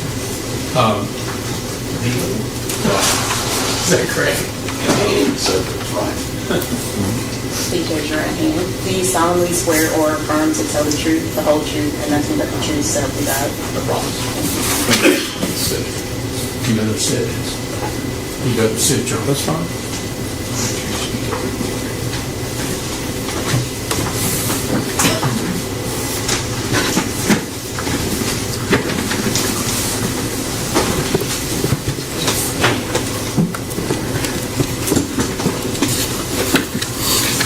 Please, Your Honor. Yes, please, go ahead. State your name for the court, please. Ryan Estevez. And sir, how are you employed? I am self-employed as a forensic geriatric psychiatrist. Okay. And can you tell briefly, if you can, your education, training, and experience in that regard? Sure. I have degrees from Harvard, Stanford, Tufts, UCLA, University of Florida, and University of Texas, and another one from Stanford. The degrees are as followed. It's a 4 years degree, a bachelor's degree in psychology, a 2 years master's in public health, a 2-year degree in social psychology with an emphasis in criminal justice and delinquency, a 4-year medical degree, a 5-year PhD in experimental health psychology with an emphasis in neuropsychopharmacology, a year degree in medicine and neurology, a 4-year residency in general psychiatry, and 3 separate 1-year fellowships in geriatric psychiatry and neurobehavior and forensic psychiatry. Okay. Are you board certified in any areas of medicine? Yes, I have 6 board certifications. They are in general adult psychiatry, forensic psychiatry, geriatric psychiatry, consultation liaison psychiatry, addiction medicine, and psychosomatic medicine. Okay. And have any training, education, experience in psychiatry and the law? Yes, so social psychology, if you concentrate on the law, that has to do with how groups act in general and what motivates groups to act. And so I have a master's in social psychology, but I also have a forensic psychiatry training, and that is psychiatry as it relates to the law. So what motivates people's behaviors, and in that case, not just in general, but as they apply to criminality, and how that interacts with the law, how the two systems interact. Okay. And have you testified in that capacity in court? Yes. And any idea how many times in Florida? I don't keep track of how many times I've testified. It's in the tens, 100 times perhaps. Okay. And you testify in other states also? Not anymore, but I have testified in California and in Texas. Okay. You also have a degree in psychopharmacology. Yes, that's part of my doctoral degree. Okay. You're published? I am, yes. Okay. And you were obviously a witness in this case. That's correct. Okay. You've been involved in this case for well over a year, perhaps? I think since spring of 2023. Okay. And can you tell the court what you did in this case? Sure. So I did what I do in any case that I'm asked to look at, and that's get information. I requested all of the available medical and police and any other information that might be relevant.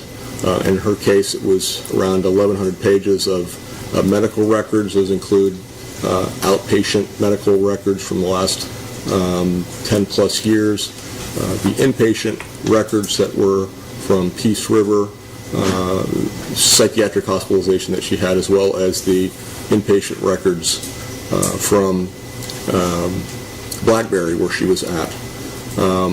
I also went through all the police reports, the discovery documents, information pertaining to the actual event, spoke to anybody that would speak to me, friends, family, colleagues.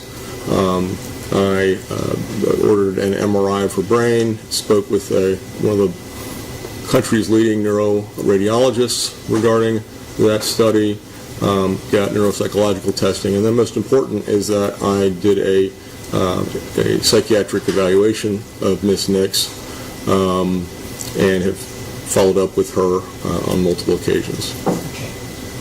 And did you form any opinions to a reasonable medical certainty regarding this? I did. Can you tell the court about that? Sure. So, you start out with not knowing anything other than kind of the headlines of what happened. A child is with guardian and grandparents in this case, and dies. So that's got a very visceral, sort of shocking feeling to it. And you begin to step back, at least in my position, is trying to figure out, well, what, if anything, contributed to that? You're, somebody that's in my position that has spent a lot of time in dealing with the criminal justice system, the first thing that you think of, well, there must be drugs or alcohol or some other malicious motive. This has got to be a bad person, a careless person at least. Those are the initial things that you're thinking of that go along with that sort of visceral response. As I kind of went through the record, and then as I, after evaluating Ms. Nix and then reviewing all of these records and documents, speaking to people, I got the exact opposite impression.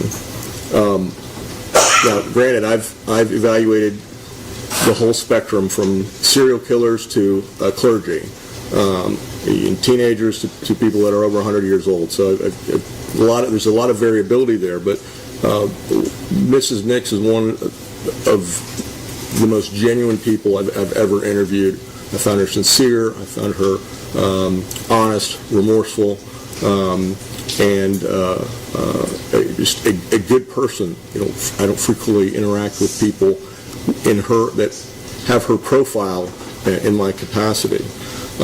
So this doesn't add up. Something just doesn't add up. So I was thinking after speaking with some of her colleagues, particularly a boss of hers who had hired Tracy after she had retired from the school system. And Tracy had dedicated her life to children, to protecting children, educating them, had an exemplary record, was promoted to positions of leadership and responsibility. She's a very detailed person, she's a very intelligent person, a very organized person. And so this made sense that one of her, I don't know if I want to say friends, but a colleague that was on friendly terms, hired her to be she was opening a school, and she hired her to be a teacher. And a very interesting document that was, in all of these hundreds and hundreds of pages that I came across is a very well-written, articulate, detailed letter of explaining to Ms. Nix why she would not be coming back to the school the following year. And I was amazed at the things that were in there. It was because she was doing things that were not like she had been previously, and also not the way that I had seen her or had tested her. These things were as simple as giving the wrong homework to children, swapping homework assignments, giving books from last week as opposed to this week, just these very simple sort of errors that have to do more with attention, concentration, focus, and those sorts of things.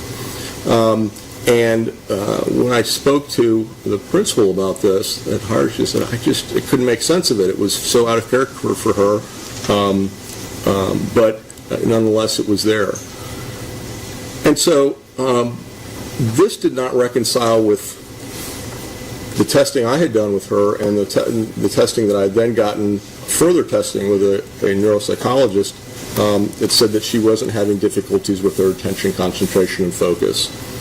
I think I kind of solved it when I got to her list of medications from the pharmacy that you get. They can give you, if you order a historical record of the medications that she's been on for the time that she's gone to that pharmacy, and went back about 15 years, I guess. And at some point in the early to mid-teens of this century, she was prescribed 3 different medications of note. She has something called fibromyalgia, and that's a chronic sort of vague, I would say, disease that affects your joints and your muscles, but in different places. You can't always pinpoint, but it can be very fatigue-causing. Sometimes it can hurt really bad, other times not as much, but it's a chronic sort of thing. So she was prescribed a muscle relaxant for that, a muscle relaxant called cyclobenzaprine. And there's 2 things that are notable for that. Number one, we know that medication does not work for fibromyalgia. So that's one thing. Another thing is that we know that medication is sedating, but it also has a property in it called anticholinergic property. That just is a fancy way of saying it has a specific side effect that targets the brain and can affect your attention, focus, and concentration. Okay? So she was taking this medication, which I thought was interesting, and she was taking it for years. She was also taking some Ambien that's a Zolpidem. It's called a Z-Med. That's a medication that we also know, it's actually got a package insert warning that it can cause issues with clarity the following day after taking it. And it's only supposed to be taken for 8 weeks. And she had been prescribed that for years. You're only supposed to take it for... Well, according to the package insert, yeah. That was the only, the intention of the package, according to the package insert, is to only take it for 8 weeks. So a short-term fix for insomnia. Now, she has something called sleep apnea. So it's another reason you wouldn't give that type of medicine to somebody with sleep apnea. You do other things, behavioral interventions. She takes what's called a CPAP machine to help her sleep. But there are other things that you should do if you're having difficulties with sleep. So that's another one. And then she was given another medication called lorazepam. That's a benzodiazepine, which is also supposed to be only taken for a few months because it's got properties that are addictive, but it also can cause sedation, lethargy, and difficulties with attention and concentration. So it becomes more meaningful. These medications have exacerbated side effects as you get older. So as you get older, this happens to everybody, your metabolism changes because your body changes. You have a higher percentage of fat and water to muscle. Your liver is not as efficient. And so medications that can be tolerated, let's say, by somebody in their midlife or earlier, a young person, can disproportionately or even dramatically affect somebody that is elderly. So this is a phenomenon that's been very well known, very well described, so much so that a doctor with the last name Beers, like the drink, came up with a list of medications, this is back in 1991, whose benefits are not as much as the risks of these medications. That was the original intent. What is causing some of these issues with these elderly people that are taking these medications? They're having falls, they're having a dementia type of behaviors, they can't concentrate, this sort of thing. Well, let's look at the medications that they're taking. So that was in 1991. Since then, they've had 7 different iterations of that. The last one they published was in 2023. It's a very complete set of medications that are potentially inappropriate for geriatric population. So these are medications that, this isn't controversial. This isn't like that some people say, well, no, those are fine. It doesn't mean that you can't prescribe it, but you better have a really good reason. There must be some esoteric or anomalous reason why you're giving it. These recommendations in the 2023 iteration were based on the review of over 7,500 studies in these medications. It's a massive review, a massive project. It's done now by the American Geriatric Society. So these medications that I'm talking about that I noticed, and I knew this because if you see geriatric patients, you should know that list anyway. So I recognize them, but sure enough, all 3 of these are on the Beers list. Medications that you should not be prescribing for elderly patients. These medications, each one individually, can cause negative effects on elderly people. It can cause, in the body, but most importantly in the brain. And together, 2 of them, 3 of them act synergistically. And so when I asked Tracy, what do you think happened? Why would you fall asleep? Why would you not be vigilant and alert? Something that she had demonstrated being her entire life as somebody that is committed to protecting and educating children. She didn't have a good answer. She said, I don't know. I just was so tired. I just sat down. The next thing I knew, I was asleep, and didn't have an explanation for it. In other words, she didn't know that these medications might cause it. She's taking medications that were prescribed for her, and so I think after reviewing everything, that that had a real dramatic effect on her and contributed to this happening. In other words, if she had not been on those medications, I do not think that this whole event would have happened.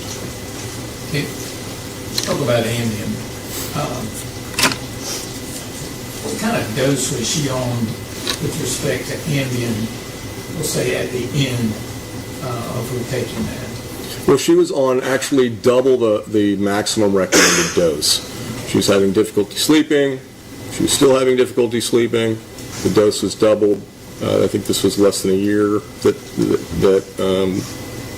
from the event in question. So she had been taking double the dose for a long time. Okay. So according to the Beers list, she shouldn't be taking Ambien, or at least have a good reason for taking it. Correct. You're also only supposed to take Ambien, you said, for no more than 8 weeks. Correct. And from your record, you can see she's been taking it for many years. That's correct. Okay. And at some point before she ceased taking the Ambien, and do you know when she stopped taking Ambien? Yes, I do actually. When she was admitted to the psychiatric facility after the incident that happened, the psychiatrist, reviewed her medications, and the first day took her off it. Said, "Shouldn't be on these medications. You're off them." Okay. And in addition to the other things with respect to the Ambien, she was taking double the dose that a female should be taking. Well, I would argue it was even higher because the actual dosage recommended for geriatric patients is lower than the normal adult dose. But when I was speaking previously, it was just the normal adult dose, and she was taking double that.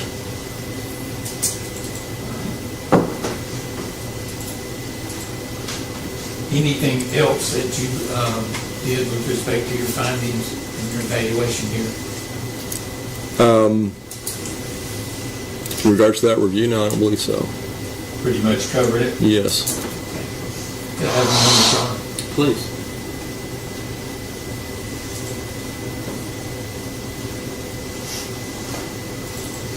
Would she be aware of these things? When she's on these meds, would she be aware of what these meds are doing to her? So that's a good question, because you would think that you would, but these medications are not like having some whiskey, and you know what happens if you drink a lot of whiskey. You're going to be drunk. You know that pretty quickly. One of the problems with these medications is that they build up over time. Let's take cyclobenzaprine. It takes approximately 15 weeks for the body to completely metabolize one dose of cyclobenzaprine. It has something what we call a half-life, which is a fancy way of talking about how fast a medication can metabolize a drug. Cyclobenzaprine has a long one. It is 15 weeks. So you can imagine taking it over time, especially if you're an elderly person, that medication is going to build up and build up and build up. If you're not metabolizing it as fast as you otherwise would, it's going to build up. And so you'll see these effects happen inconsistently during certain periods, like when you're tired, let's say. It would happen more so than when we wouldn't be if you didn't get rested well. And you would see them more as you age, but also the longer that you take them because of the buildup of these medications. The people closest to her, like her husband, they noticed these things, that maybe it was affecting her, or it wasn't affecting her? I don't think so. They can. I run a memory disorders clinic, and I have a lot of people that come in that I pretty quickly know are experiencing some form of dementia, and I'll ask their spouse, their kids, have you not noticed anything going on? No, not really. How about the car accident, the 3 car accidents they've been in? in the last 6 months. Yeah, but he was tired during those days. So when you're close to somebody, and every single day, you're less likely to notice, first of all, changes that are happening. It's much easier to notice changes if you see somebody on one day and then you see them again, the same person, a month or 3 months or 6 months. Wow, they've changed, they've aged.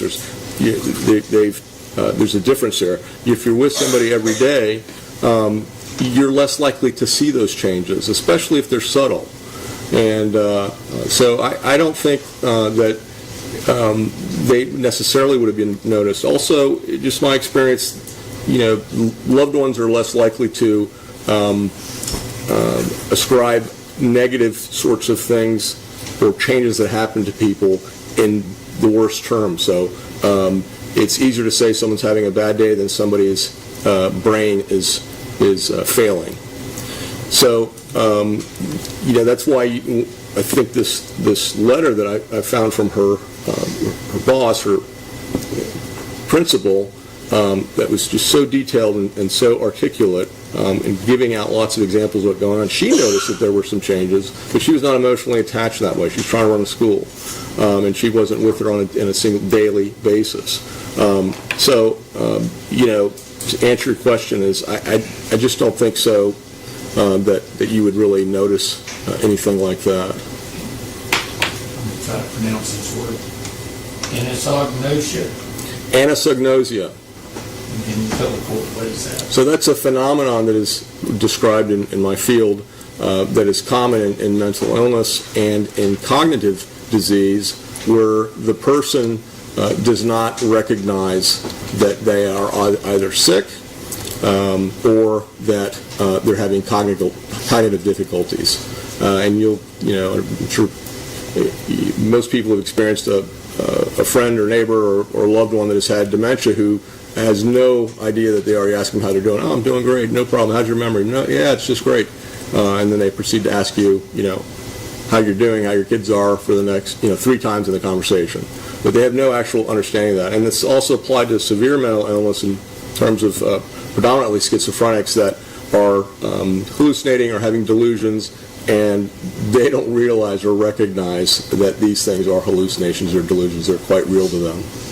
When you began your interviews and your, involvement in this case, Tracy had been off that medication for a good period of time. That's correct. So that accounted for that discrepancy, because when I was, reading these things that had happened and their description of her versus my observations of her and the neuropsychological, neuropsychiatric testing that she had done that didn't reconcile with that. So there's just, I've got to make sense of this data. This doesn't make sense. And she had been off the medication when I saw her over a year, when I saw her for the first time, a year plus. And so the medication finally had an opportunity to get out of her system. This medication, including the Ambien, you indicated was prescribed to her long-term by her medical care practitioner. Correct. So it was a physician assistant, but Not a doctor, not an MD. it wasn't. But he was her healthcare provider. He was prescribing the medications legally to her. She was taking them as prescribed. Okay. In your hat as a social psychologist, you've testified in court regarding the five components of justice. So as one of the duties that I've been trained on and that I've done many times is in mitigating and aggravating circumstances for sentencing. That's done predominantly in capital cases that I've testified in, but I've done some in non-capital cases too. Okay. And then looked at that with respect to this case. Sure. So I think that. Can you tell the court? Sure. Absolutely. I think that there are multiple mitigation circumstances that are applicable in this case. We had just talked about the influence that I don't think she was aware of at all, that the medications were having on her and how that affected her cognition, her attention, her concentration. But there are also, well, I'll just go through how we describe them in my field. The components of that, there's 5 different components to justice and the punishment aspects of that. And they're retribution, rehabilitation, restitution, incapacitation, and deterrence. And if you look at those individually as they apply to Tracy, and that's what courts typically ask us to do, because you can't apply those fairly unless you understand or know the individual. And once you know the individual, then you can make attempts to kind of advise the court or to educate the court before they make their decision.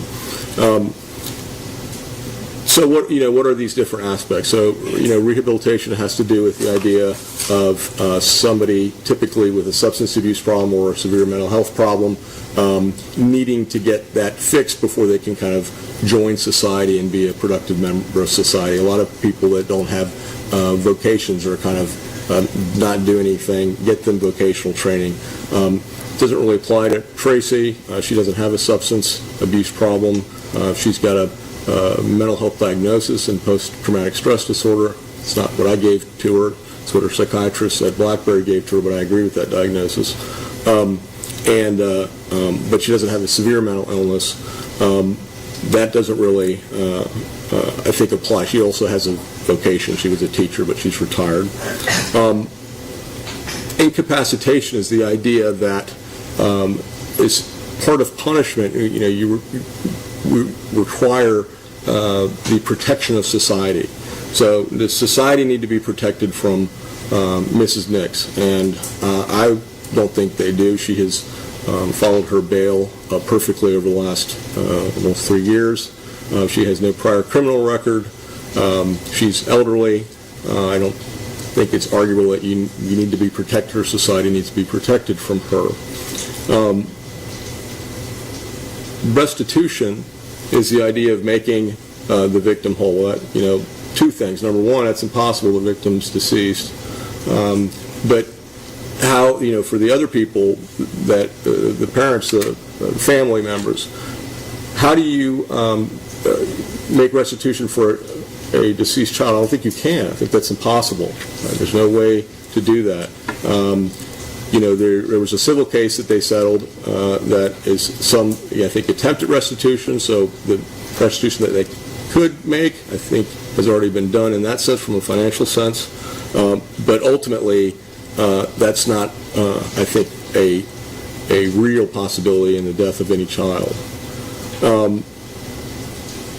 Deterrence is another one. That's the idea that you want to prevent this from happening.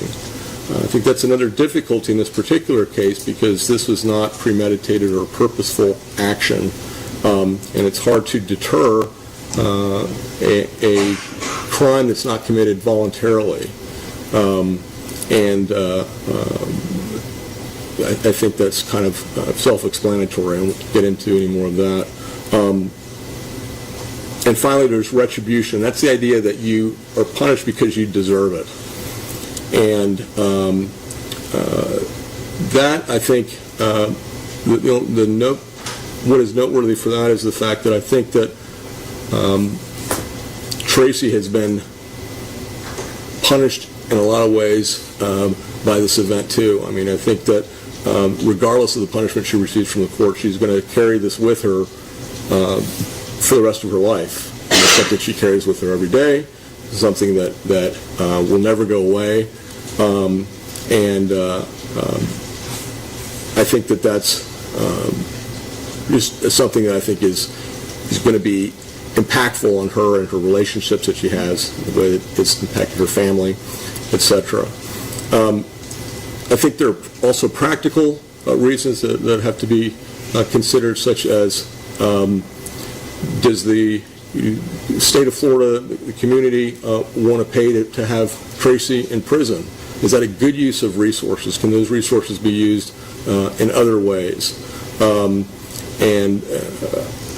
I would argue that it's not a good use of state resources to pay to have her in prison.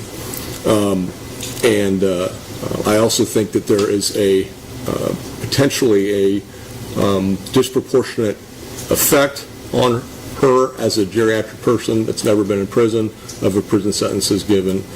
She's, I think, almost 67 years old, and we know that geriatric individuals don't fare very well in prison. They kind of, what we call age acceleration occurs in prison, is the term that we use. You met with Tracy more than one time? Correct. Okay. Did you see the remorse in her Absolutely. as far as what happened? Absolutely. I think that is unquestionably genuine. Thank you, Doctor. Jake, any questions? Yes, Your Honor. I apologize, I'm not a doctor, but so if I oversimplify things, I don't do so to insult you, sir, I'm just trying to understand. Is it your opinion that, and I think you said this, that this wouldn't have happened had she not been on the medication she was on? I'm just asking a yes or no question. If I got it wrong, let me know. I'm pretty sure that's what If you're going to force a yes or no question without any caveats, then I would agree with that. So is it, in your opinion, was she, the reason why she left Uri to die in a hot car is because she was experiencing side effects from medication she was on? You're ascribing intent that I don't think she had. What I think is that, and what I argued was that her attention, focus, concentration, and energy were affected by the medications that she was on. I'm asking you very particularly, can you tell us that was affecting her at the time she left Yes. Uri to die in a hot car?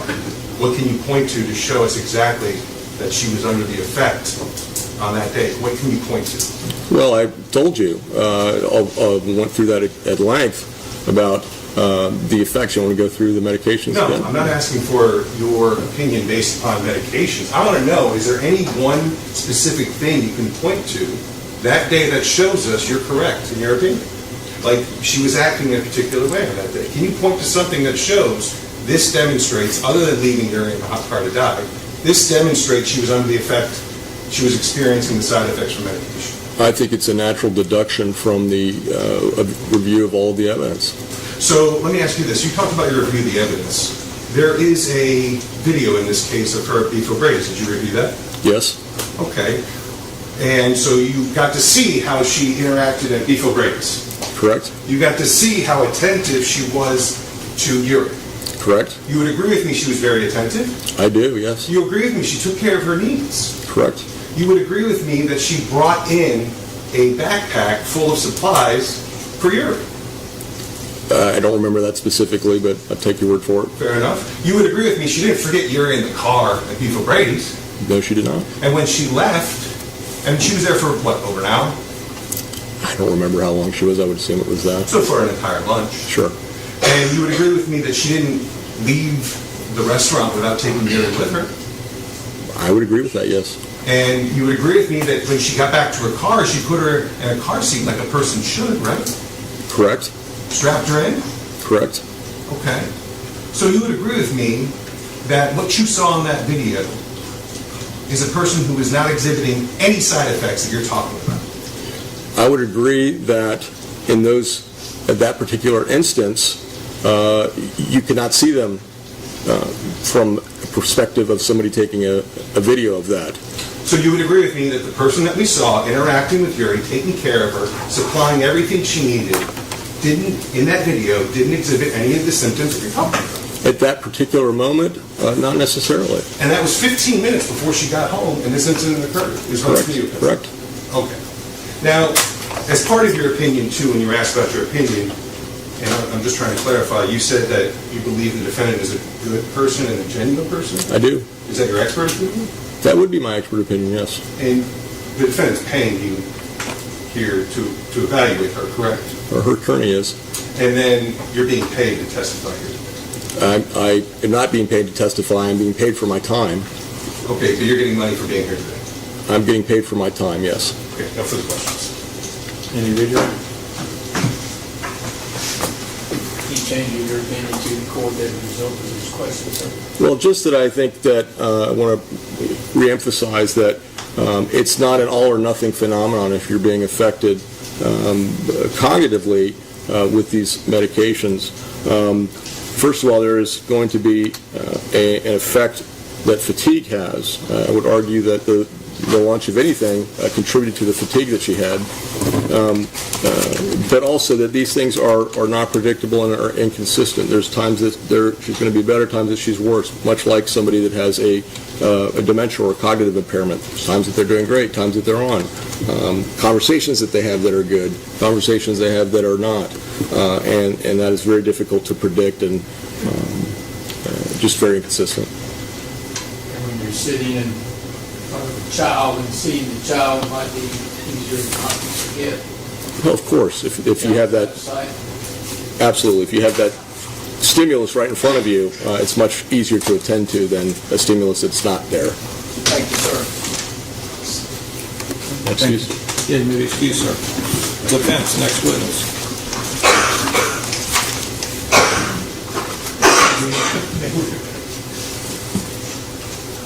Go ahead. We'll take a short break. 10 minutes, everyone? All right. Court's gonna be in recess for approximately 10 minutes. You gotta use the restroom, check your phones, now's the time.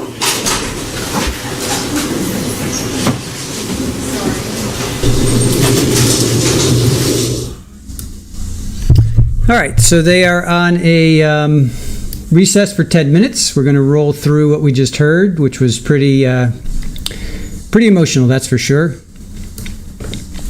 So Drew Schock, who was the father, was the first to get up and talk. And Drew started out with, I don't know how easy this is going to be. I'm supposed to come here and explain about my child. We've been doing it for the past 2 years. It's been tough on my wife and my son, and now our new daughter. We're basically putting a price on my daughter. We're justifying my daughter with time served in prison. This is the second time this has happened. We weren't able to make this the case to a jury because of circumstances. Uriel was born on March 5th and was a blessing to my wife, myself, and my son. My wife was 6 months pregnant when we lost our son. So that's Ezra that he's talking about. It's really hard because she was trying to take care, and when she was born into grief. We were looking forward to her taking away a lot of that pain, and she did. We protected her more than you can imagine. We became helicopter parents because this was living in the back of our minds. We were very diligent and set parameters because of what happened earlier. We were going to restrict her due to what happened to our son.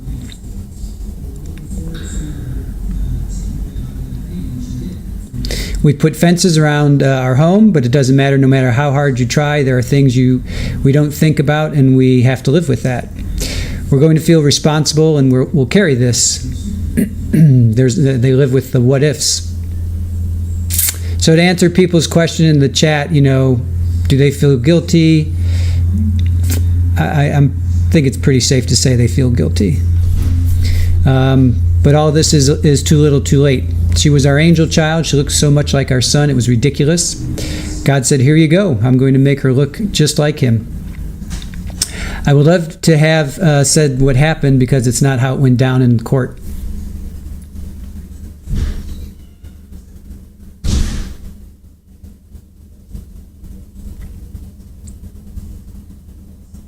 I would love to, let's see, I'm standing up here in front of you guys defending my child from the woman who took her away. The fact we're debating jail time is just insane. They've forgotten all about my child. She's not grieving, not at all. We don't think this would happen once, let alone twice. I remember when our daughter was born in the hospital, all the pain we were going through just faded. When we looked into her eyes, I just melted. I love my sons, but when I looked into my daughter's eyes, it's different. The love of a father has for her daughter is what he was talking about. We had a room set aside for the kids, dedicated to the kids. Now it's a pipe dream. She was a blessing. We had to relive that moment every single day when it's in the paper. What would you guys do? As parents, we just have to see it through. I'll be damned if I'm going to sit by and let this pass me by. And if someone deserves to just walk away, it's insane. To act like it wasn't your fault, blaming someone else, Not once have we gotten an apology. I'm sorry what we did to your family, not once. That's pretty cold. I mean, if that's true, that Tracy or Nay never said sorry, that's pretty cold. That's pretty cold.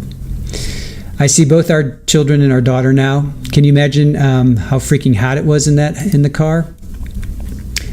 When you go shopping, or when you go shopping, or you go do anything, and you get back in the car. Don't forget they live on the Gulf side of Florida. It's hot. They're down Fort Myers way, Tampa. It's hot. When I go shopping, I get back in the car. I think of my daughter being in that car for hours, screaming. I can't help to think about it. And for what? You were in a hurry? Every single day I get in my truck and I feel that temperature. I think of my daughter and I break down. I have to. She just sat there suffering and flailing. So, Judge, as a parent, we weren't able to get all the facts out to the jury as we should have. No one in their right mind would have let this happen twice. I'm asking that you just think about this when you sentence. I'm not telling you how to do your job. This is something we will have to suffer with for the rest of our lives. So for those that think that they don't feel guilty, I think they feel guilty. Now, whether or not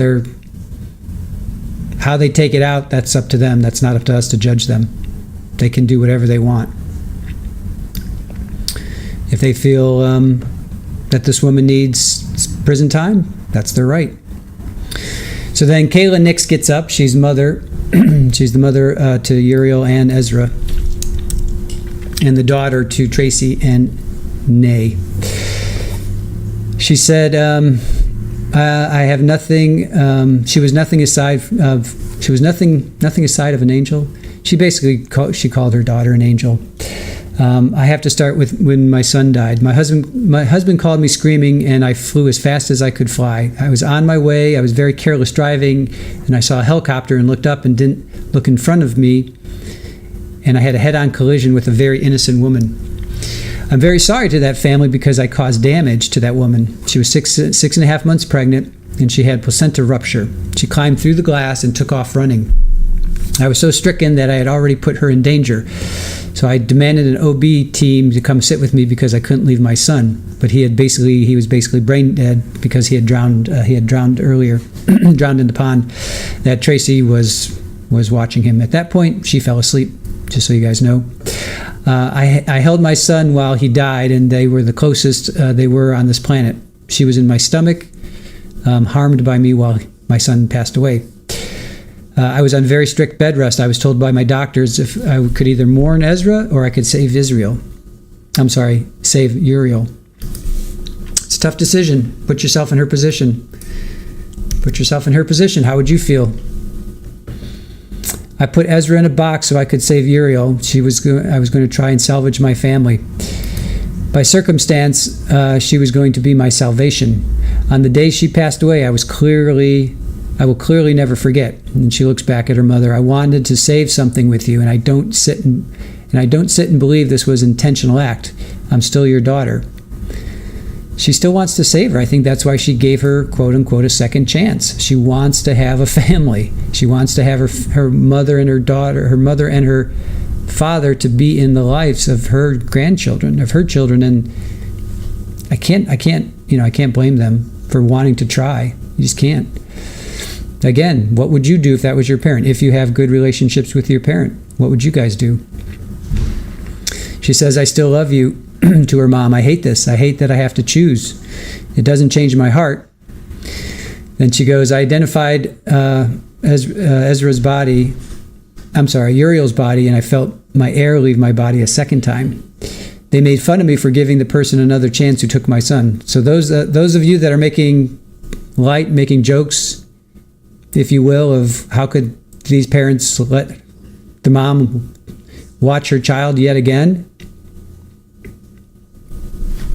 Just think, everybody thinks the same way, and she has to deal with that. How would you deal with that? How would you deal with that? Just ask yourself that.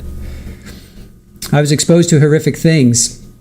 There was a mentally ill man. This guy, I guess, was apparently masturbating underneath the table while she was there. Just can't imagine. Then the trial, she says, I just wanted this to stop. I had to seek justice because I was forced to choose. I never told Asher, I guess that's her other son, because he loves you. He loves you guys so much, and your presence is missing from his life.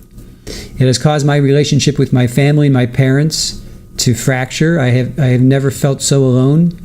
All I know is my son passed away on a cold day alone, and my daughter passed away on a very hot day alone. I just want some version of family. She says, I'm lost.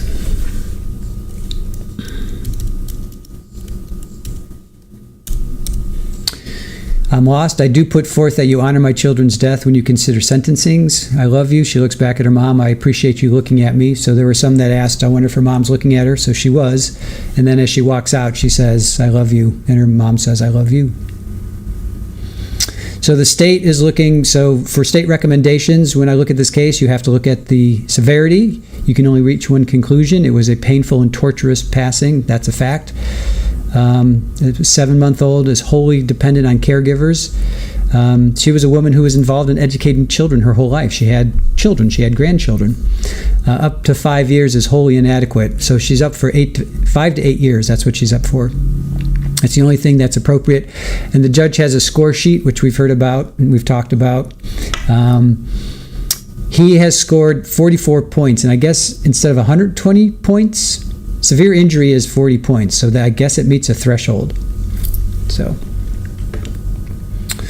then Nix gets up. He's the husband. So he does a QA with the lawyer. So with the first child, which was Ezra, Tracy didn't tried to keep details from him when Ezra slipped out. And then they talked about this connection with the red Lexus. So Uriel passed away in a red Lexus. Tracy couldn't bear to look at it, didn't want to touch it, so Nay traded it in for another Lexus. He says she's mourned in silence. Her eating habits have changed. She's eating just Oreos and ice cream. She doesn't care what she eats. She wanted to eat in bed. She didn't want to go, eat at the table. She would watch social media and the news media. Apparently, he says they were incorrect. It was brutal. Her sleeping habits are all over the road. He talked about pigs at the farm. The kids come over because they have pigs that they keep there, and she doesn't want to play with them. She doesn't want to go outside. She's stopped doing her two hobbies, which is oil painting and drawings. She's on medications, yes, for many years. Did you have any knowledge of how it affected her? He says, not then, but looking back now. He says, yes, there were changes. Has Tracy been to counseling? Yep. She's had a psychoanalysis once a week. She went to a psychologist once a month. All right. Vince, next witness.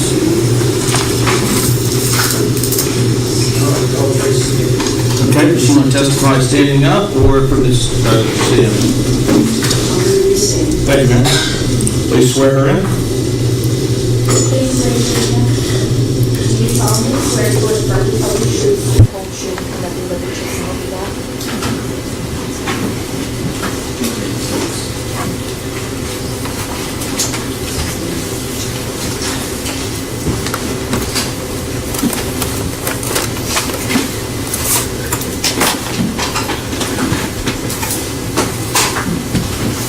Please, Your Honor. Yes. Thank you. State your name, please. Tracy Howard Nix. Ms. Nix, obviously, you are the defendant in this case. You have two children? I do. Okay. And their names? Kayla Suzanne Nix and Rebecca Ann Nix. Kayla is your firstborn child. She is. Okay. When you were pregnant with her, was that a difficult pregnancy? It was difficult getting pregnant. It wasn't, the pregnancy itself was not difficult, but getting pregnant was very difficult. And how did her birth make you feel? How did what? How did her birth make you feel? I'm glad that you're sitting there, Kayla, because I want to speak directly to you. That's why I'm sitting here, facing you. Your dad and I didn't want to have children right up front. And, you have this thought that when you want to have children, that it'll just happen. And that's not what happened with you. I went through fertility. We tried on our own for a long time. And then I went through fertility drugs to try to have you. And then I went through surgery to clean everything out and to try to have you. And I tell you that because I want you to know how much you were wanted and how much you were loved. I thought you were the most beautiful girl that had ever been born on this planet.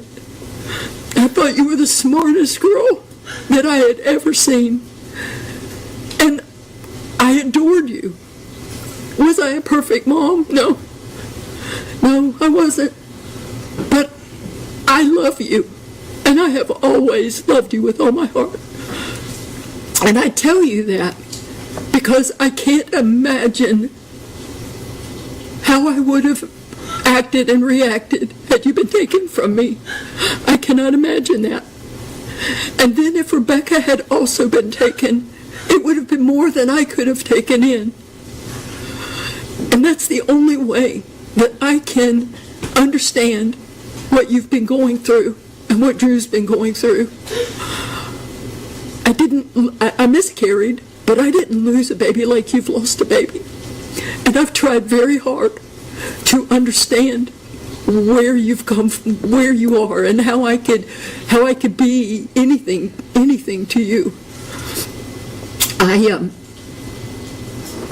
guess I answered that. What more?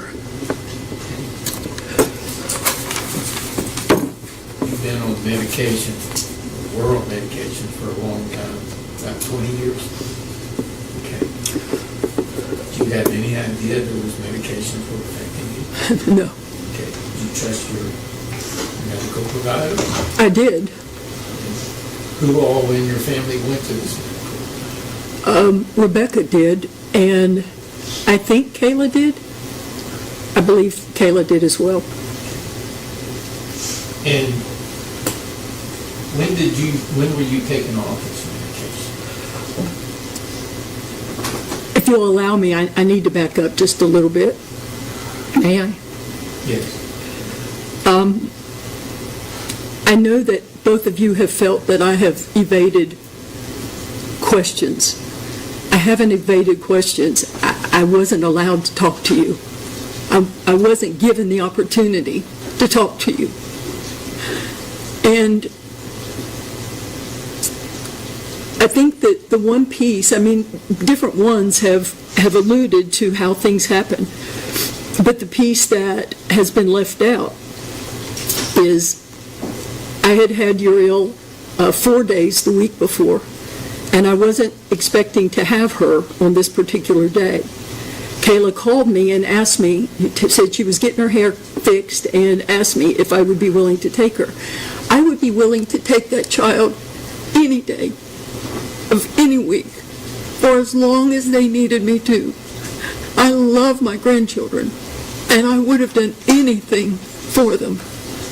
So when she asked me to take her, it disrupted what my head had in mind for that day. But I was glad to have her.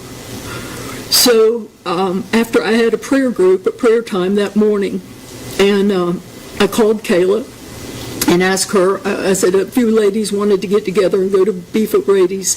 Does she mind? She had already asked me if I would keep Uriel, and I had said that I would. I said, do you mind if I take her with me? And she said no, that would be fine. So the piece that was left out is that when I went to the glass shop to pick her up, the other Kayla Nix, Kayla Chalk, helped me. I had Uriel in my arms, and she had the car seat. And I always put the babies on behind the passenger side so that I could see them out of my periphery. When your baby's sitting behind the passenger side, you always can just turn your head a small amount and see them. that particular day, there was a car that was, that had pulled in close to the passenger side of my car. And when Kayla Schock took the car seat around to the passenger side to put it in, as I had asked her, the car was too close, and Kayla couldn't get the car seat in the car. So she came back around and she put the car seat behind where I was sitting, behind the driver's seat. And we went on about our business. She was the talk of the town at Beef O'Brady's. We thoroughly enjoyed her. She was perfect. And when everything was over and I put her back in the car seat, I very succinctly and carefully had everything all packaged up, and I slid it on the floorboard under her car seat. And she was so sleepy, I think from just being on that whole time, that I gave her her bottle, and she immediately fell asleep. And I don't live far from Beef O'Brady's, but she was sound asleep within seconds of me backing up. So when I pulled in at the house, there were roofers. We were having our roof redone, and they had asked me to not pull into the garage because he didn't know if there'd be stray nails or whatever in the driveway or on the driveway. So I backed up under an oak tree, and I can remember literally looking over to the passenger side in the back. Nothing was there. I looked in the passenger side in the front. Nothing was there. I looked at the dash. Everything looked clean. And so I got out of the car, and I went in the house and began to do the things that I had on my mind to do. And this is perhaps where the medication does come in. She got quiet, and I forgot that she was there. She was quiet, and there was nothing there to remind me that she was in the car, except the things going through my head that I needed to do. So, may I go on from here, or do you want? I didn't realize that Uriel was in the car. I literally forgot it for a long period of time. I did know that I had made plans with Aiden, which is my oldest grandson, to take him to Walmart in Sebring to look for some Christmas ideas for him, and then I was going to take him to dinner and have him back early because it was a school night. He was about 4:15 or so. He was feeding the pigs back behind the barn, and I got in the car and I pulled up to the barn, and Nay came with his lawnmower around so that my driver door and where he was sitting in the lawnmower, I just opened up my driver door and we could talk. And we were just chatting about I don't even know what. And I said, when did Kayla come for Uriel? And he just looked at me. He said, I've been outside, I don't know. And then I said, when did Kayla come for Uriel? And it began to dawn on me. And then I opened the door and realized that she was in there all along. I could tell that she had passed when I looked in the car. And I ran back behind the barn to the west side of the barn. I looked for anything I could find to hurt myself. I wanted to be gone. I did not want to have to deal, I didn't want to have to look at Kayla and Drew and tell them that this had happened. I wanted to be gone. But there was nothing there. And there was not any way that anything that I could find that would do that. So I fell on my face and I asked God just to take me. I said, I'm done. I'm done I need you to just take me. And he wouldn't. How do you feel about what happened? I'm broken about what happened. I don't want to leave anyone with the thought that I'm making excuses, because I'm not. I was forthcoming with the detective. I asked to be taken to the sheriff's department. The video that you saw at the trial was during that time of me being in the sheriff's, one of the interrogation rooms. When the detective came in, she asked me if I felt like giving a statement or talking about what happened. And without a lawyer, I told her everything I knew. I was not trying to hide anything. I didn't want to be there, and I didn't want to live at that moment, but I wasn't trying to hide anything. It ended up that I did go to Peace River, and I did it by choice, not because I was forced to do that. I didn't know what I was going to do to myself. I didn't get there until late or early morning, late night or early morning, and of course there was no sleeping that night. And Kayla, you said that you had heard my voice. I don't even remember coming out of the bedroom or the room that I was in the next day. I'm sure that you're telling the truth on that. I just simply don't remember leaving the room. Usually that's a 72-hour hold. I stayed 2 weeks. And I stayed 2 weeks because I didn't know what else to do.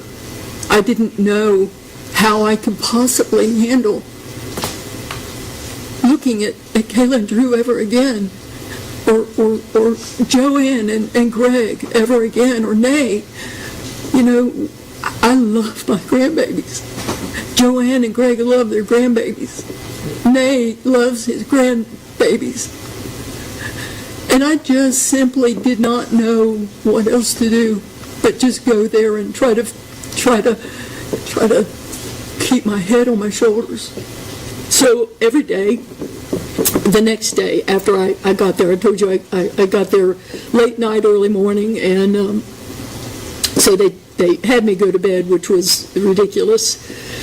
But the next day I saw the psychiatrist, and that is what I think it was Dr. Estevez described, that he immediately took me off of my medicines. He said that the medicine, that the Ambien, they had me on, just so you know, and I'm going to take a small step back. Drew, I don't know if you remember you coming into your house the day that I was sitting at your house. Kayla had asked me to come over, and I was sitting at your house, and I just was watching her at the house. And you came in maybe around 12:30 or 1 o'clock, and I got her settled, and I walked over to you, and I said, we haven't talked about Ezra, and I don't want to talk to you until you feel ready to talk. And when you feel ready to talk, please let me know, and I'll tell you anything you want to know. And then Kayla got up from her nap, and she came out, and I said the same thing to you. I said, I told Drew what I just said, and I don't know that you're ready to hear it yet.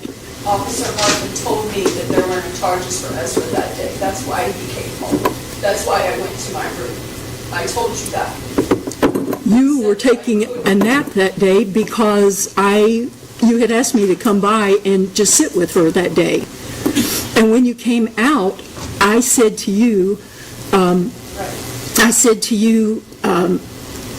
I spoke to Drew, and I told him that whenever you guys were ready to talk about Ezra, that I would do that.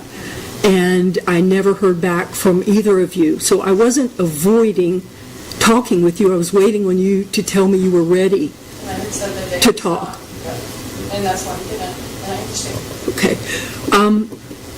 And I've kind of lost where I was.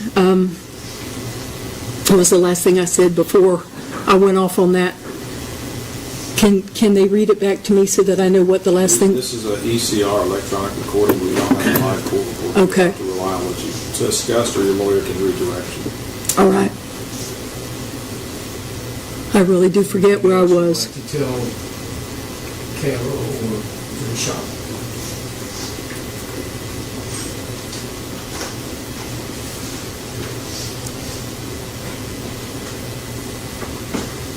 I think that you have the impression that I have not grieved and that I have not cared about your children. Drew, I particularly picked that up from you, and that could not be farther from the truth. After she was gone, I stayed in bed for what felt like weeks. I didn't eat. I didn't care if I ate. I didn't take care of my physical being. I didn't want to go outside. I would tell Nay over and over, I know that you want to fix something for dinner, but I just don't care. I just don't care. And I was like that a long time until finally I decided I had to do something about it, and the courts were good enough to allow me to go to Blackberry. How long were you there? Blackberry was an alcohol, drug, and trauma center, and I was there for trauma, and I was there 7 weeks. So I spent 2 weeks at Peace River and 7 weeks at Blackberry. Did it help? It did help because I saw a psychiatrist every day, a psychologist, or a therapist. I saw one of the two of them every day. My fear in just going straight into some sort of counseling was that if I ever opened that box and then didn't see somebody for another week, that I would never have been able to handle that. But after 7 weeks of intensive attention and therapy, when I got home, I began therapy every Friday until actually the Friday before trial. So for almost 2 years, trying to wrap my head around it, trying to. Does that help you? It has helped me. So you're able to sit here today and at least somewhat talk about it without. What I find is when I'm asked to talk about it, I can do that with my head now. But the second I begin to talk about Kayla or about Yuri or Ezra, I just, that's the trigger, and I just fall apart because I love them so much. And I want to just go on and make another comment that Drew said, that you hadn't even received an apology from me. You had not received an apology because I wasn't allowed to talk to you. I wasn't allowed to be close to you. But let me tell you something.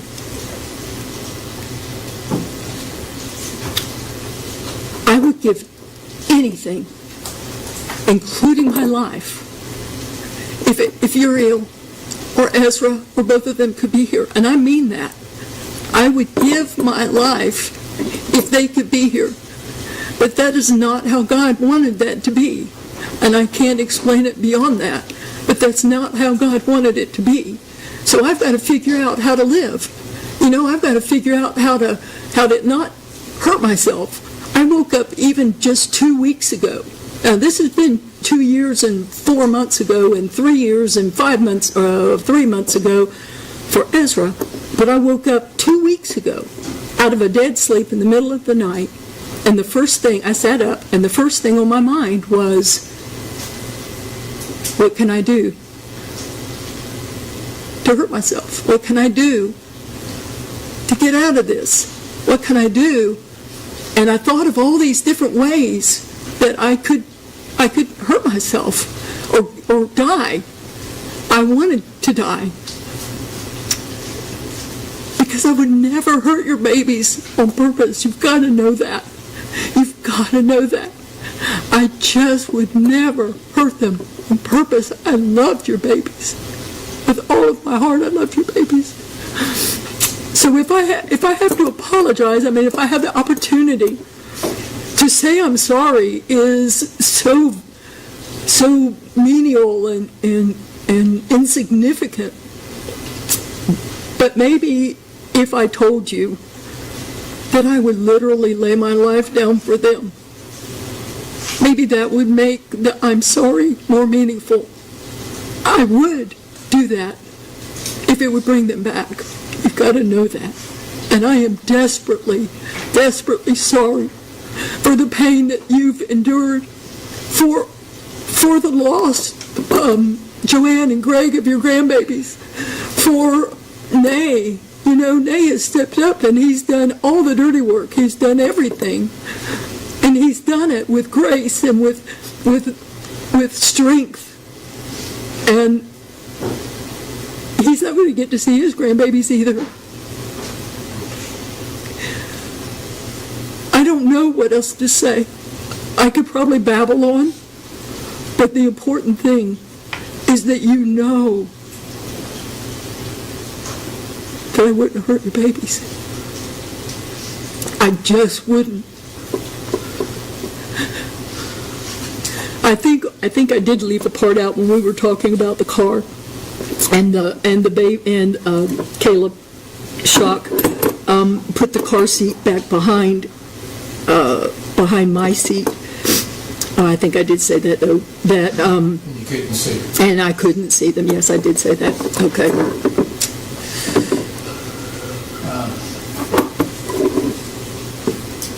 We're not here about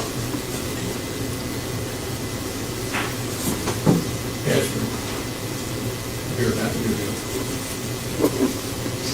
You saw the court order indicating finding was that you were asleep at the time Ezra passed and Nay had left. But you still feel guilty about it. Oh, yeah. Yes, I do. As soon as there were toys in the floor, we were talking about Ezra, there were toys in the floor, all over the floor. And every toy this day and time makes a noise of some sort. And Nay had, Ezra and I had a pattern. When he was at the house, I have a red chair. And I would sit in the red chair, and about, 10 o'clock or so, he'd climb up, and I would rock him to sleep. And he would take a nap. And this particular day, he climbed up in the seat without me. And Nay, when I walked in the room, Nay was standing behind him, and he was rocking the chair. Because he never gets to do that. That's always my joy, to do that. And so Nay was standing behind him and rocking the chair, and he fell asleep in the chair. And instead of picking him up and putting him in my lap, I let him sleep there, because that was important to Nay, that he had put him to sleep. So I sat on the corner of the couch with only an end table in between us. We weren't 3 feet apart from one another. And I leaned my feet back, I laid the chair back, and I dozed off. I did. And he was asleep, and I was asleep. And Nay ended up leaving to go to Walmart.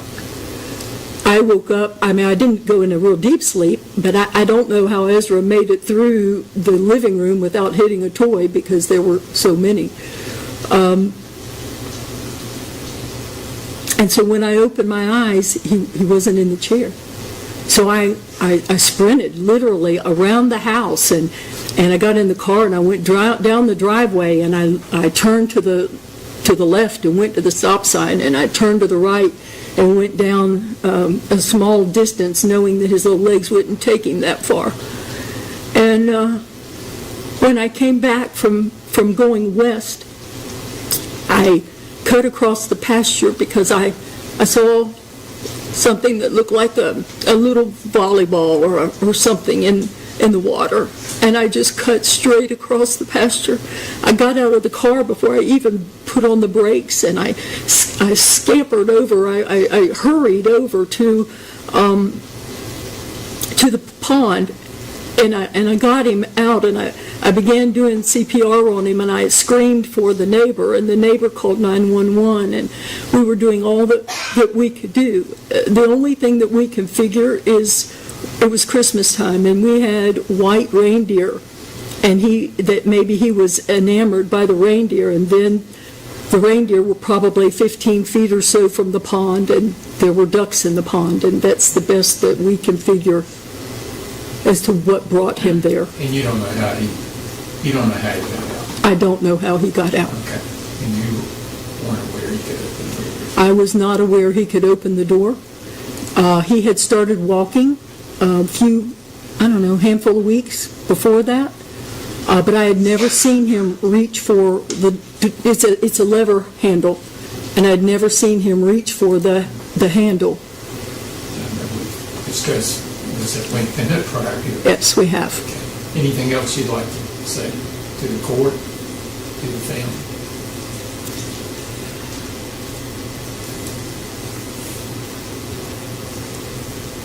Your Honor, whatever your decision is, I want you to know that I'm already in prison. No one can do more to themselves than I have done to myself. I wake up every day and I think about it. I go to bed every night and I think about it. And I will do that until I draw my last breath. So you may feel like you need to do something more, and I will understand that. But I do want you to know that I'm in my own prison, and it will last all of my life. All right, State. I just have one question, Your Honor. And I'm sorry, and I'm a bit confused. You said many things. One of them was you don't want to make excuses, and then you listed off a bunch of things such as medication and fatal shot, putting the seat in the wrong spot. I just want to know from you, why isn't Yuri here with us today?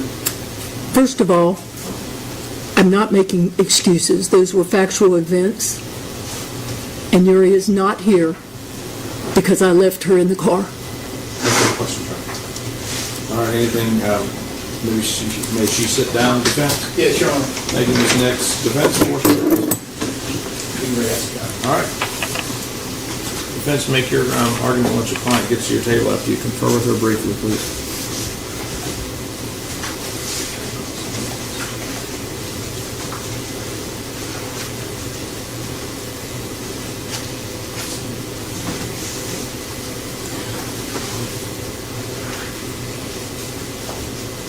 Your Honor, where would you like me at? Wherever you like. You can use the podium, either one. Thank you, Your Honor.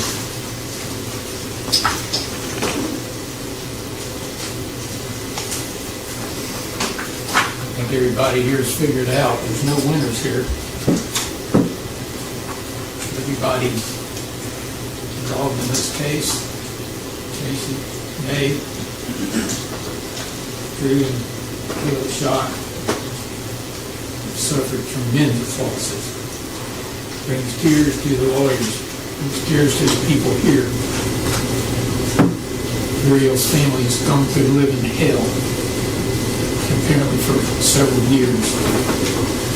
I understand that these people love their child. It's pretty obvious. It's a parent's worst nightmare, Judge. I don't know if you want to ask kids, but if you do, I'm sure it would be your worst nightmare. Got 2 kids and 2 grandchildren, 1 and 3. I didn't want to get personal with the court. It's fine, it's well-known, documented knowledge. Yes, sir. What's my worst nightmare? When my child was younger. His family also includes May and Tracy Nicks. Whether you lose a child or whether you lose a grandchild, pain's horrible. It's horrible for everybody in this case. I don't know how they've handled it, Judge. I don't know how any of them have been able to handle it. I've seen anger and rage by the Shocks, not so much today, just the pain that they've suffered.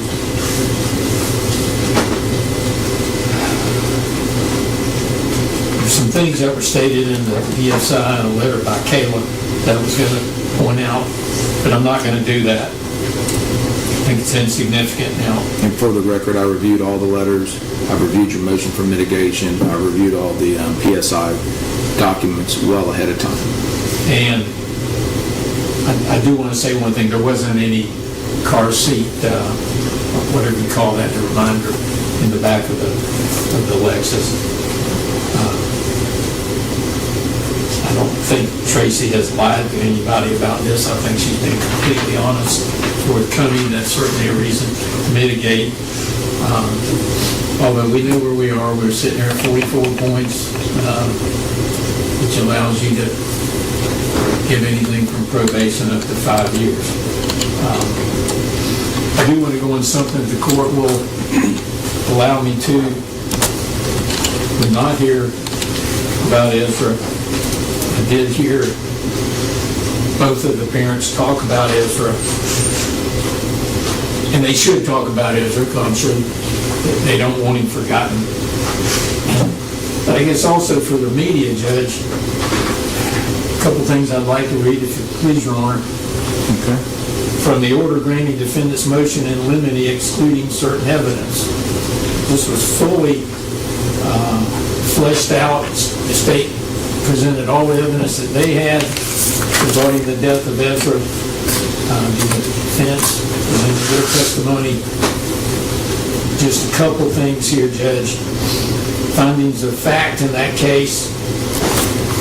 Neither defendant nor Ezra's mother believed Ezra capable of opening doors at the home. Defendant's husband had seen Ezra unsuccessfully try to open double doors at the home on one occasion. The death of Ezra Shock, while a tragedy, was the result of simple negligence, not rising to the level of culpable of gross negligence. The alleged acts of negligence were being unaware the child had the ability to escape the home and failing to properly supervise him. There is insufficient evidence to conclude that the defendant was awake when her husband left.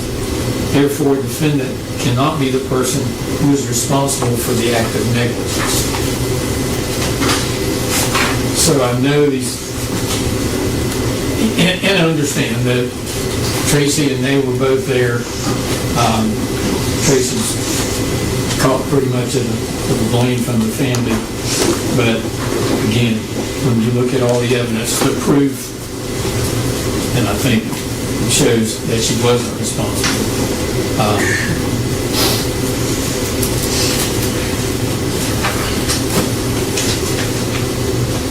If it please Your Honor, indulge me.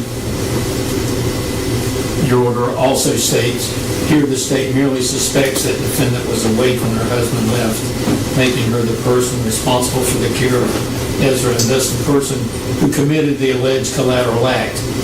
This is despite testimonial evidence from her husband to the contrary, that she was asleep and he tiptoed out. This is consistent with video from Detective Ward's body-worn camera taken immediately after the incident, where the defendant, who was still under the emotional influence of the incident, says she was asleep when her husband left at the State's Exhibit 9. Defendant's subsequent interview with Detective Hart on December 30th apparently was not recorded and is confusing as to when she says she fell asleep. The confusion continues within the affidavit complaint filed by Detective Hart, which states Tracy said that Ezra had fallen asleep in a chair. Her husband, Nix, left to run errands. When she woke up, Ezra was missing. Nix's proffered testimony reveals he decided to go shopping and discuss it with the defendant. After both Ezra and the defendant fell asleep, he recalled tiptoeing out of the room. Later, he received a call from the defendant asking him if he had taken Ezra, and when he answered no, she immediately hung up the call. He also recalled he had previously seen Ezra try and fail to open a door in the home. Now, I say this and appreciate the court allowing me to bring this up again. We're not here about that. but I want the family of this young victim to realize that when we looked at the evidence, Tracy was not at fault. And I want the media to know this also.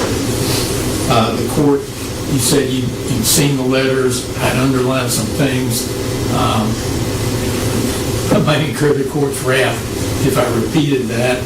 There were a lot of letters in support. Obviously, the court knows she's a good person.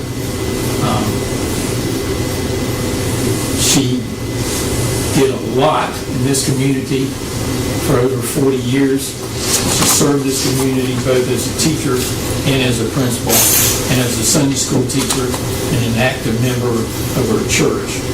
Obviously, the court knows she has no prior criminal record. The jury had found there was no culpable negligence here.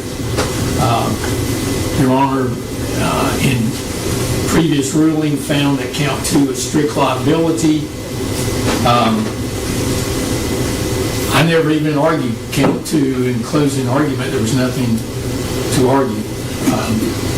Obviously, we disagree, and reasonable people can disagree with respect to count 2 and whether there needs to be any type of intent there, but we'll save that for another day.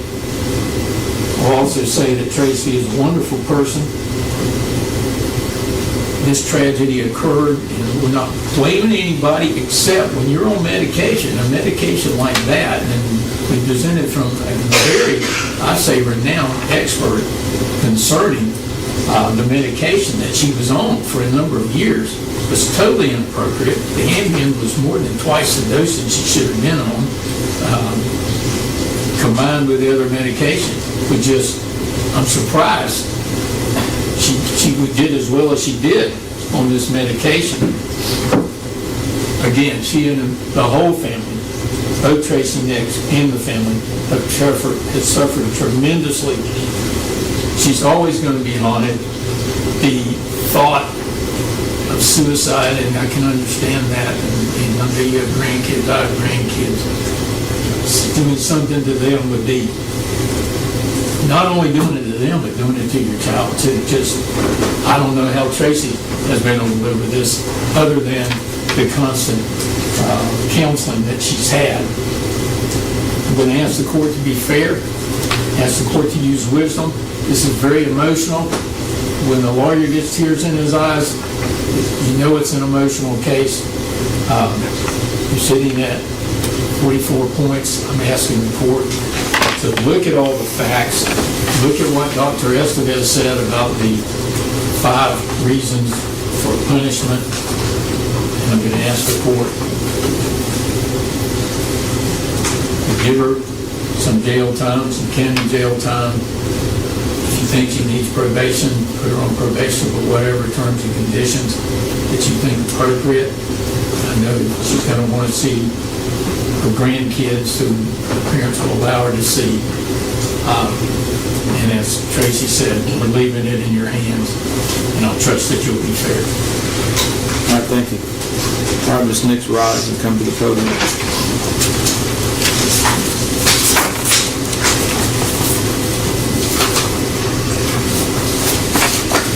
You can come over with your attorney here. I sat in this trial. I picked up this case. I started down here July 1. I picked up this case, and I did the motion for motion in limine. And I know exactly what I wrote and what I ruled. You can't use other crimes or acts to show bad character or propensity. It has to be clear and convincing. But it doesn't negate the fact, just because I didn't use that event, it occurred. And it was with 2 people there. It was with Mr. Nix and Mrs. Nix. And when I hear today situations and testimony about where the seat was put in the driver's side because Kaylee Nix did it, and not Mrs. Nix, Miss Tracy Nix, the defendant, did it, that's inconsistent with the deposition testimony that Kaylee Nix said, and it's also inconsistent with what she wrote in her victim impact statement.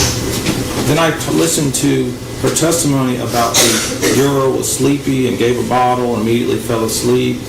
And there's a video, and I don't recall seeing that, but I also recall in the trial they talked about giving the baby a straw and some water and a straw, and that this was a situation where the baby didn't have food and milk. And I went through, and I'm going to come down to this in a minute, but the evidence that comes in, I wasn't there, you weren't there, the only people that were there were Miss Nix, and at the time, we get evidence after the fact, and when we're sitting in the room and we're watching it, it comes in. Like, here's the back seat of the car, evidence 41 that came in. Here's the front seat of the vehicle, 40, where there's wipes and things in a car. And when people go places with kids, they leave objects, thread on the steering wheel, things in the front seat to remind them where they had a child. And I'm not talking about a child that was there, you had an hour-long, 2-hour-long drive. I'm talking a 7 to 9 minute drive. Here's the exhibit 29. It's the back seat of the car. There's evidence everywhere. Then we see the picture of when Nay and them got there. That's evidence 23. I then have a half-empty thing, a bottle, evidence 35. So I see all of that, and I see all the reminders, and then I remember Kaylee and Nix saying that the Lexus, the red Lexus, was equipped with a red rear occupant alert to alert an adult to a child in the back seat.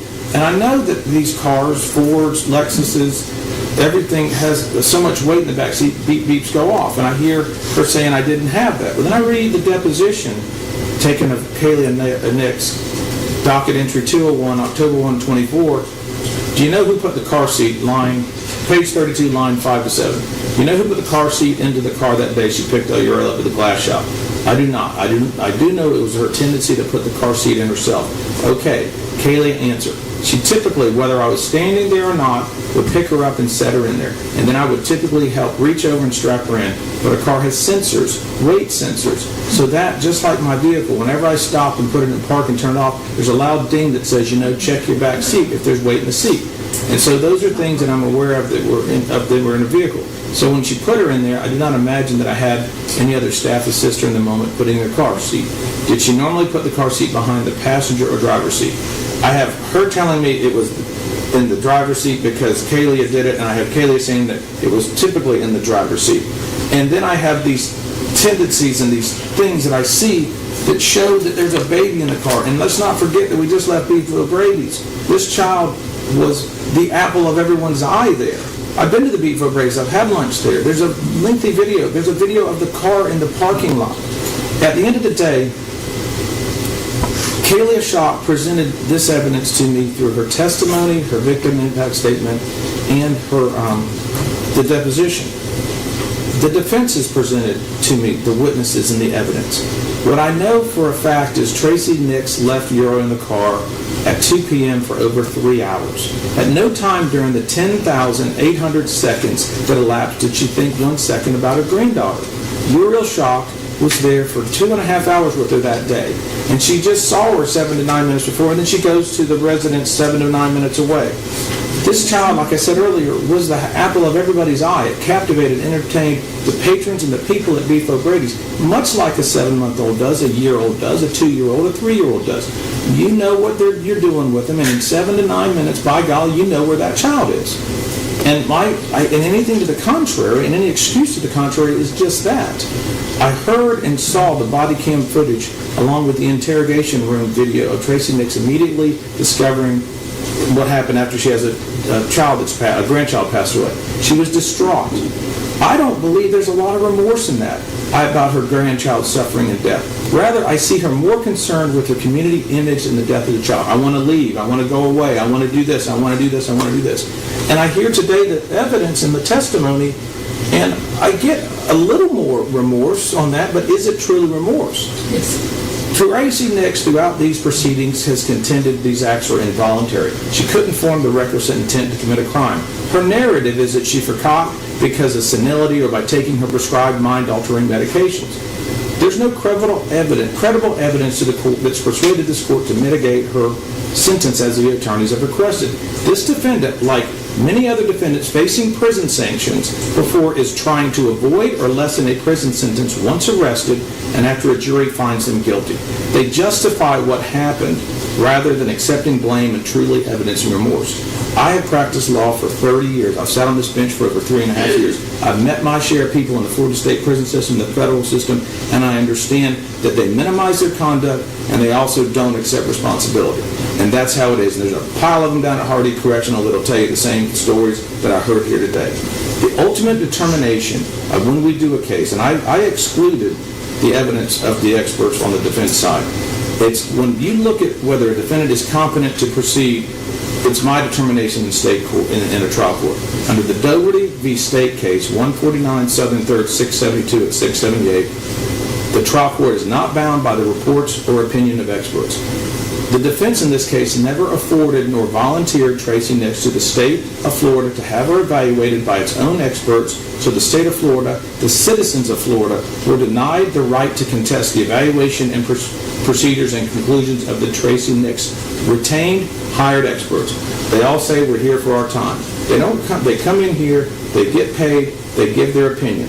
They give their opinion. If it's valid for the defense, they testify. If it's not valid for the defense, they don't testify.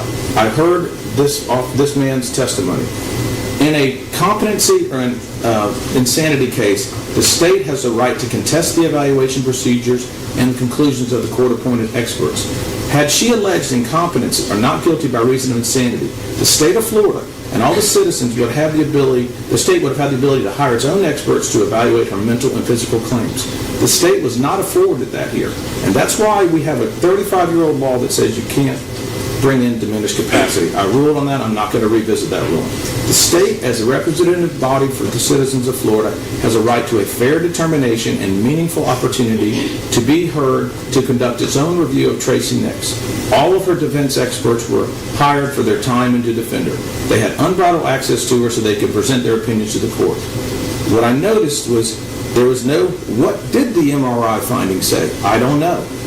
I wasn't given that. There are many tests that mental health experts can perform and routinely do perform on criminal defendants to determine if a criminal defendant is falsifying or exaggerating facts or symptoms. There's called malingering.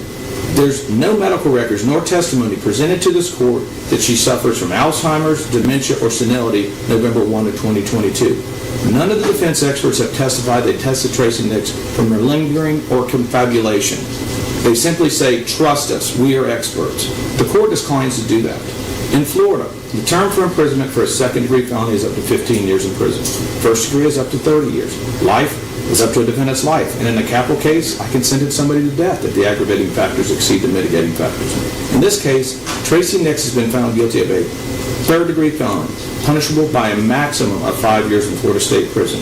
On January 15, 2025, a jury found the defendant guilty of one count of leaving a child in a motor vehicle in excess of 15 minutes, causing great bodily harm, but in reality causing death, and not guilty of one count of aggravated manslaughter. I've already gone over what I talked about with the Rule 3.704D9 about the victim injury points. Her score sheet is 44 points. Under Florida law, the maximum sentence I can impose for Tracy Nix is 60 months or 5 years in Florida State Prison. For me, as a trial court, to impose a departure sentence, it's a two-step process under Banks v. State. 732 Southern 2nd, 1065, 1067. First, I must determine whether I can depart. That is, whether a legal basis exists for the departure sentence that has been established by a preponderance of the evidence. Two, even if a valid and supported legal ground exists to permit a departure sentence, the trial court must still determine whether it should depart and whether a departure sentence is the best sentencing option in a given case. Two facts the defense argued in their motion to mitigate. 9, that Tracy cooperated with the state of Florida to resolve the offenses she was charged with on November 1, 2022. The court finds that not to be the case here. Tracy Nix did not cooperate. There's no competent, substantial evidence that the crime she was charged with was resolved as a result of her cooperation. To the contrary, she investigated it, she went to trial, she didn't enter a plea to count 2, and she didn't cooperate with law enforcement or the state prosecutor. The second ground they sought mitigation is 10, which is an unsophisticated, isolated incident. There's 3 elements that must be proven by the defendant when you raise that mitigation, not 1 or 2. Number 1, Tracy Nix has to prove to the court that the offense was committed in an unsophisticated manner. Number 2, it was an isolated incident, and she has shown remorse. All 3 elements have to be proved. You can't prove 1 or 2, all 3. Tracy Nix and her husband had the 17-month Ezra at their home who died 11 months earlier. That is a fact. That came in every hearing I've been in, and I've heard it today as well. The grandchild urial shock tragedy is not an isolated incident. This is the second. The court watched and heard her interview. I do not believe she's showing remorse. I believe she's showing sorrow. It is impossible for a defendant who refuses to accept responsibility for an offense to show remorse for that offense. Sympathy is not the same as remorse. Sorrow is not the same as remorse. When I look at in the Florida statutes, when I deal with sentencing under 921.02, subsection 1B, the criminal punishment code's primary purpose is to punish an offender. Rehabilitation is subordinate to the goal of punishment. Subsection C, penalty imposed shall be commensurate with the severity of the primary offense and the circumstances surrounding the primary offense. The court does not find that the defendant's sentencing proposal is the best sentencing option. Rather, Tracy Nix should spend the next 60 months in Florida State Prison with credit for time served. The trial court is guided by the code, the sentencing guidelines, and the express purpose for criminal sanctions under Florida law, and a Florida State Prison sentence of 60 months is the best sentencing option. The court also finds that she knew how she was feeling on November 1. The multiple videos, some with audios that day, and the testimony of her Bible study and many friends unequivocally established her awareness that day she is not competent, nor is she insane. She caused urial shock to suffer an agonizing, prolonged death that was avoidable. The court saw all the evidence in the photos. I want to note the diaper bag that was brought into evidence, Exhibit 36, Exhibit 37, Exhibit 38, Exhibit 39, was the most organized diaper bag I've ever seen in my life. And I heard testimony that the child didn't have food, this, that, and the other thing in the beef O'Brady's, and they fed her through a straw. I note that it was an excellent diaper bag. The bottles, food, medicine, and the items were all in quart bags, Ziploc bags. For witnesses to say or allude that Uriel had no milk, formula, food is hypocritical and untrue. The court finds such testimony by any such witnesses not credible for sentencing purposes.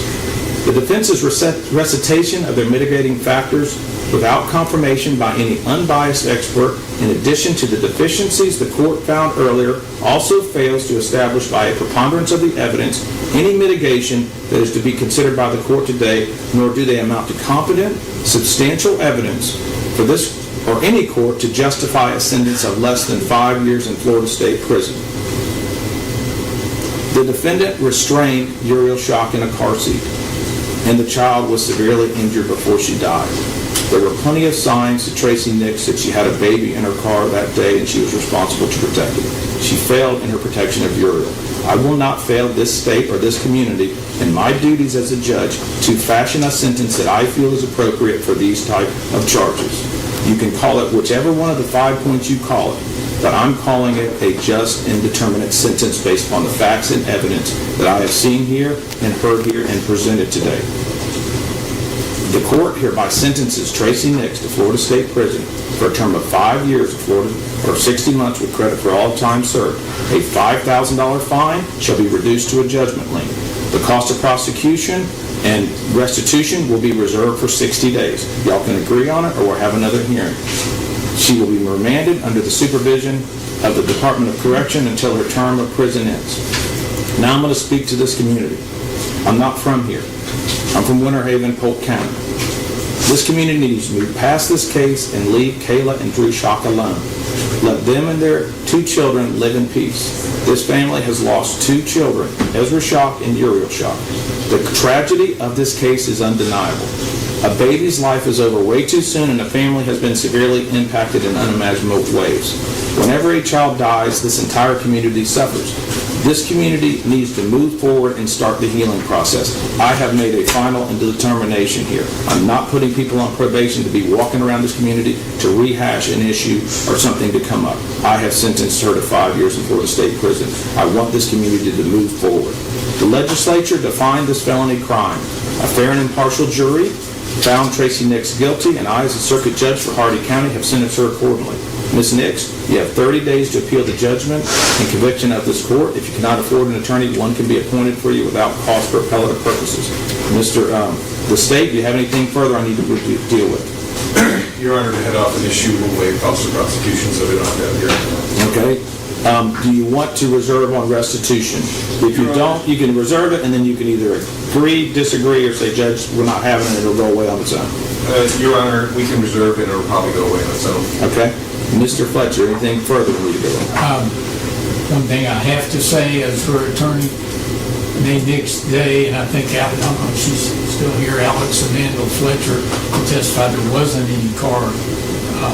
I understand. Okay, because you said that, I thought you said there was.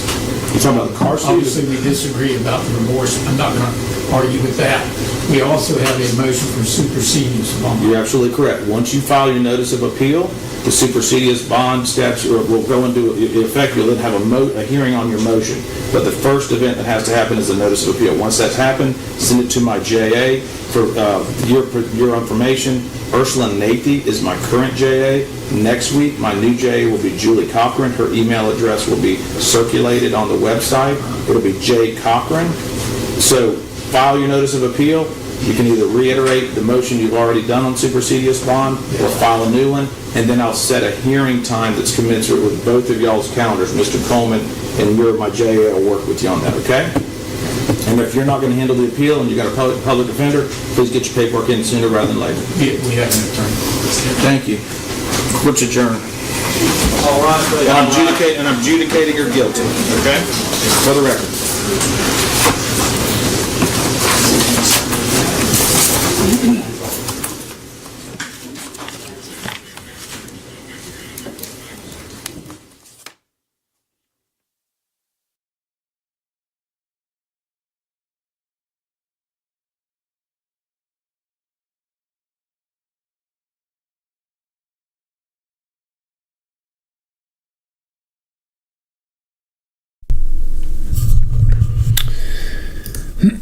All right. So she was found, she was found guilty already. She's sentenced to 5 years or 60 months with credit served. And I believe it's 90 days. I've read somewhere where it's 90 days. But basically that's that.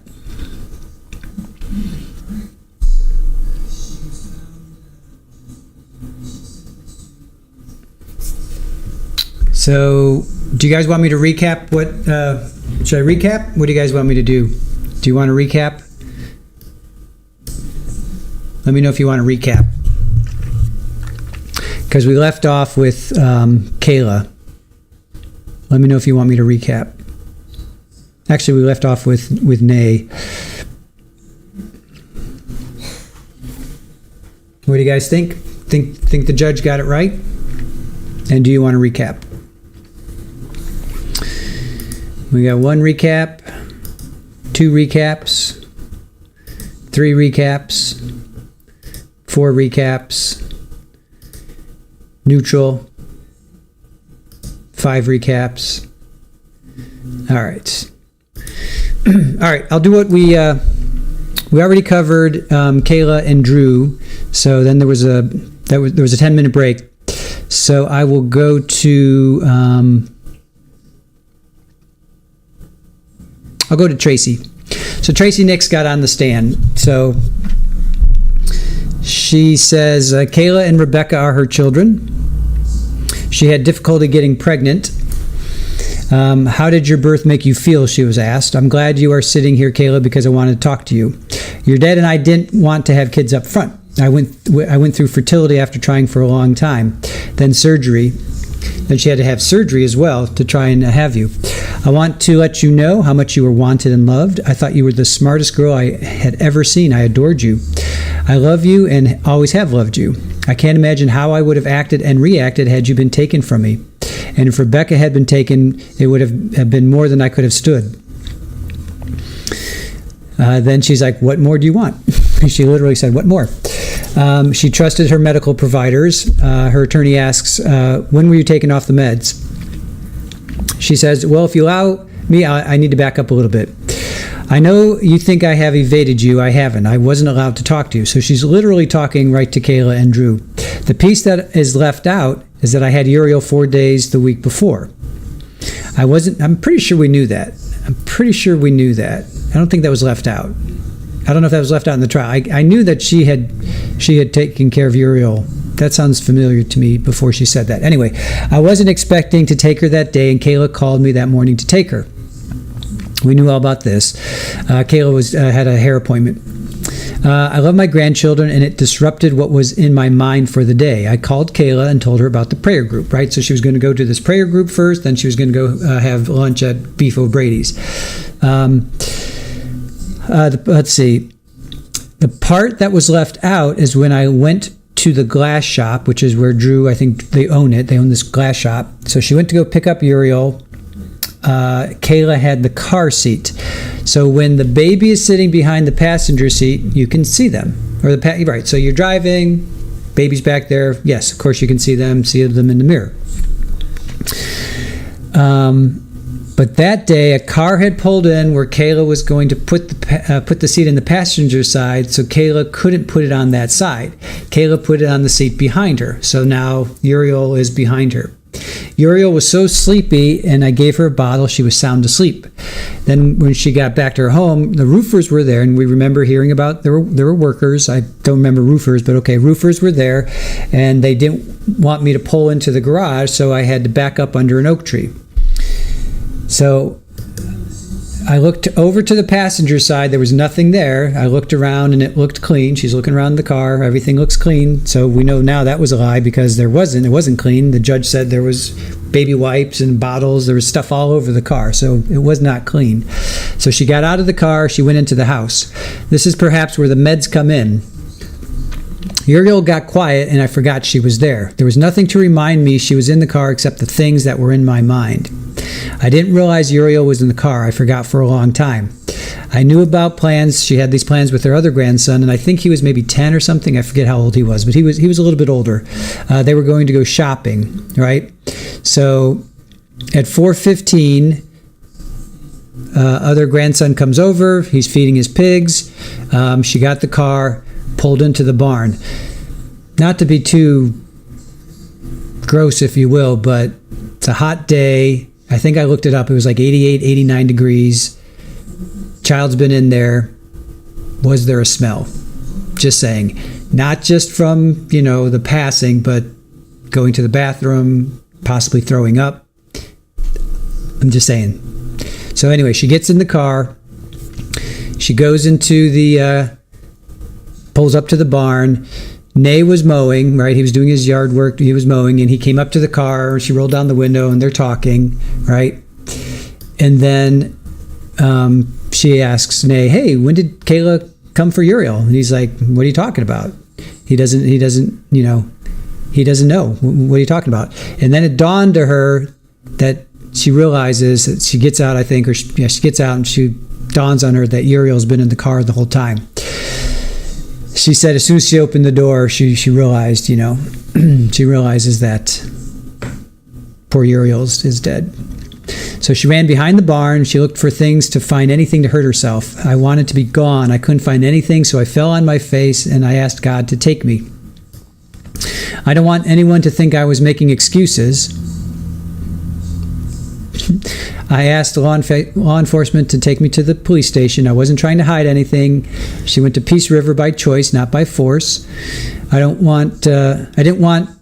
know what I was going to do to myself. So she got there. She said there was no sleeping that night. She doesn't remember leaving the room the next day. She said usually that's a 72-hour hold, but she stayed for 2 weeks. She didn't know what else to do. She couldn't imagine looking at her family ever again. Yeah, I'm sure she felt an immense amount of guilt. She said the doctor, what was his name? Dr. Ryan, he just testified. Ryan Estevez. He took her off her meds. She said,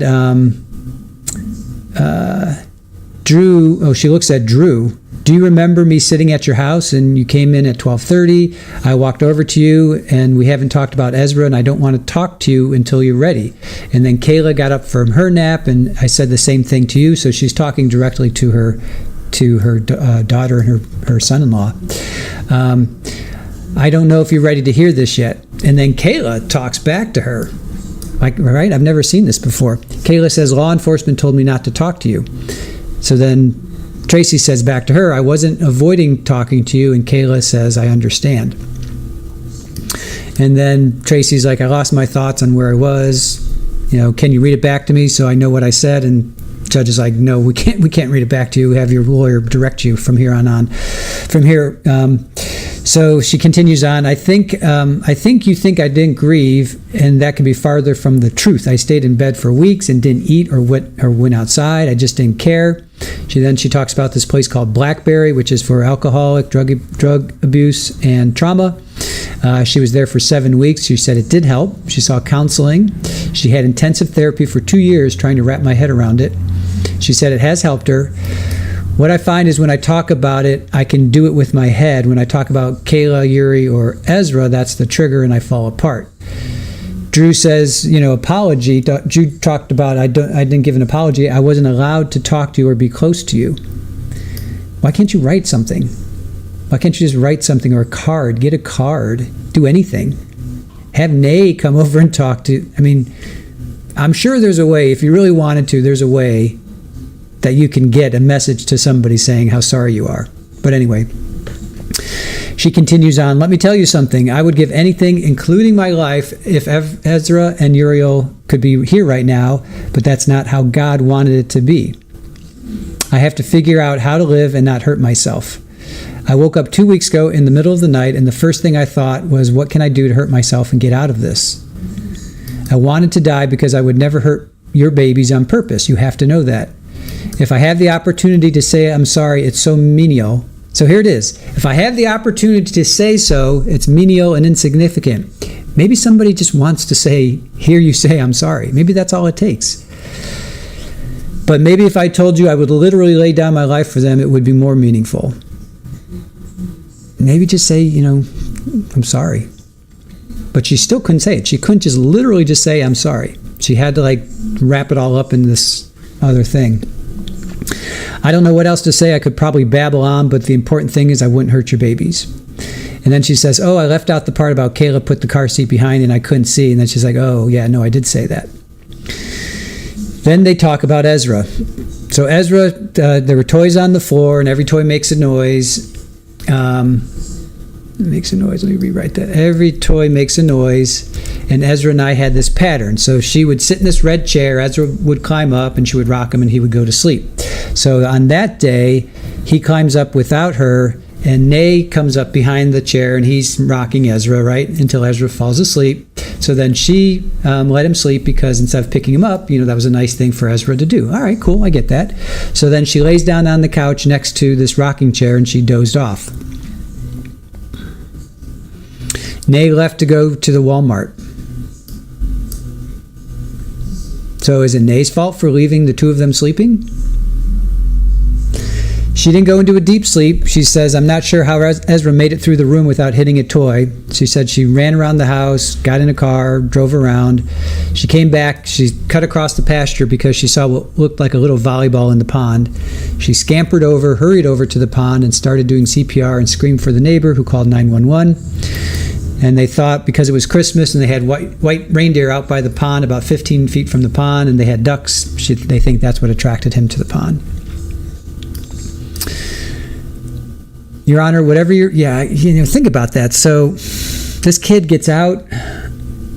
I think they said something about French doors too in the living room. So the poor Ezra, he got out however many doors, at least one, you got to figure out at least one set of doors to go outside.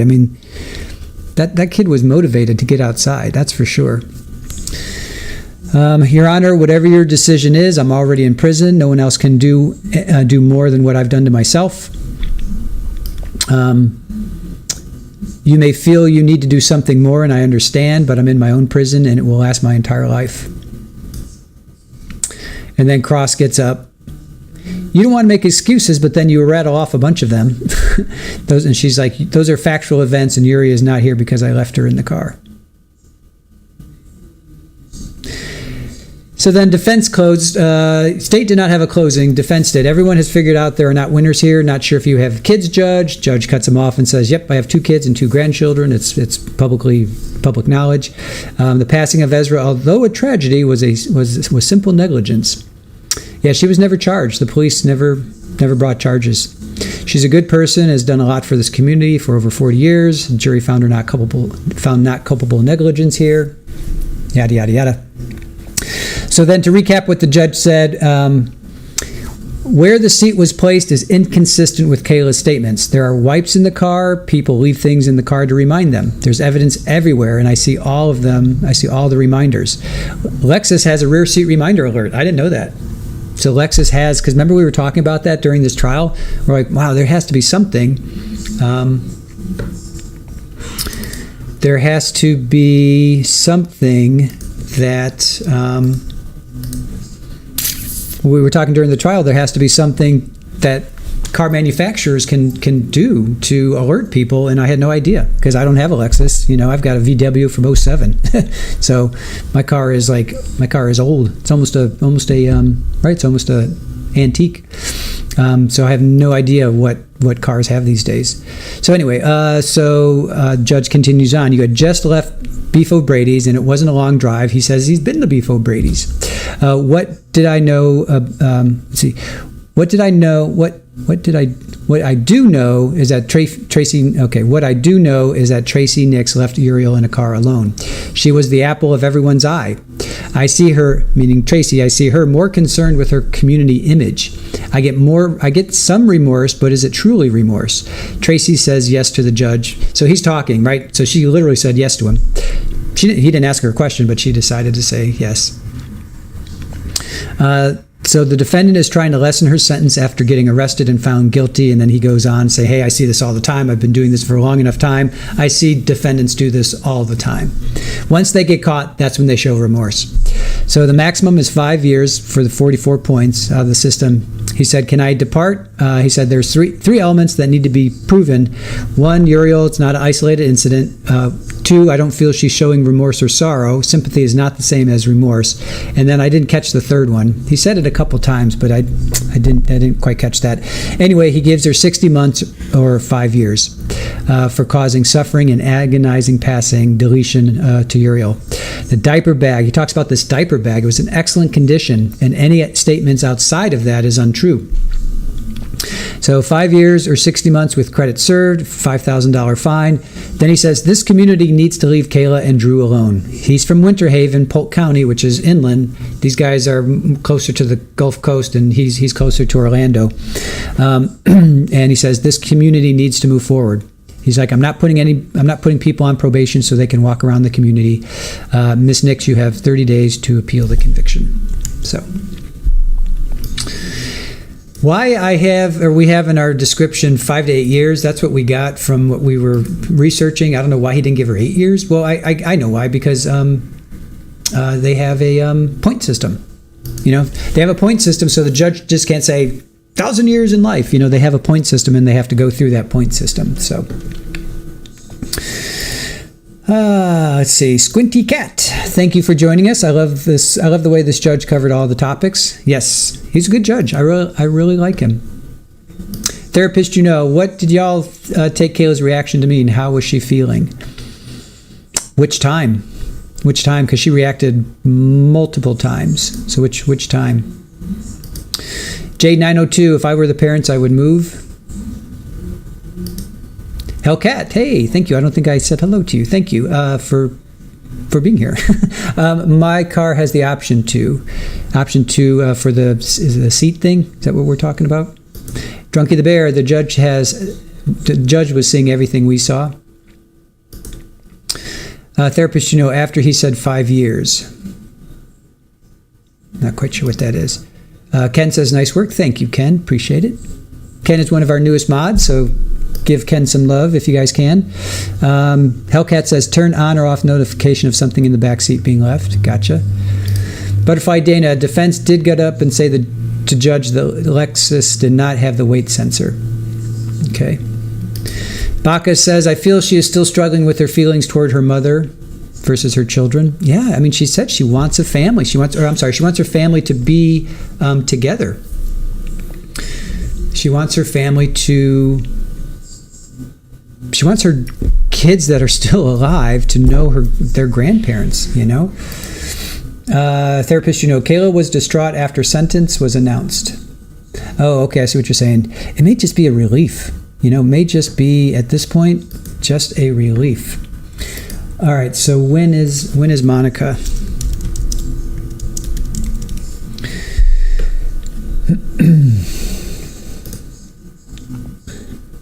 Hellcat. Yeah, sorry, I hit send rather than microphone. All right, so Monica does go on at 12:30, so we are going to probably end here. We're going to end here, guys, and switch over to Monica Sementili.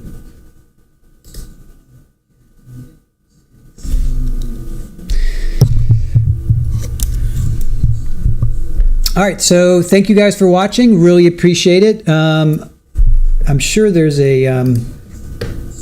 hold on a second. Let's just see if we can find...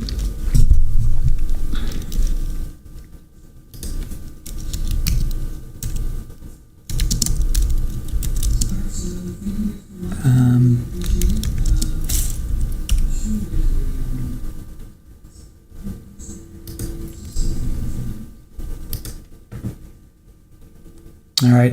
If there's a press conference going on, then for Tracy Nix, it probably will be shown, what do you call it, on a news report or whatever. So we're going to go jump over to Monica Sementili because closing arguments are happening in about 15 minutes or so. So thank you, Aaron. Thank you to our mods, our mod squad. You guys are awesome. Thank you for everybody that was with us today. A lot of new people in the chat. I really appreciate that. Please come on over. We have a redirect for Monica Sementili. So please join us there. That should be fun. We're going to hear from Beth Silverman and Blair Burke. And appreciate you guys being with us. And I will see you I'll see you in 5 minutes. I need a 5-minute break, but I'm going to start the stream over there, then I'll join you. Thanks for joining us here, guys. Bye.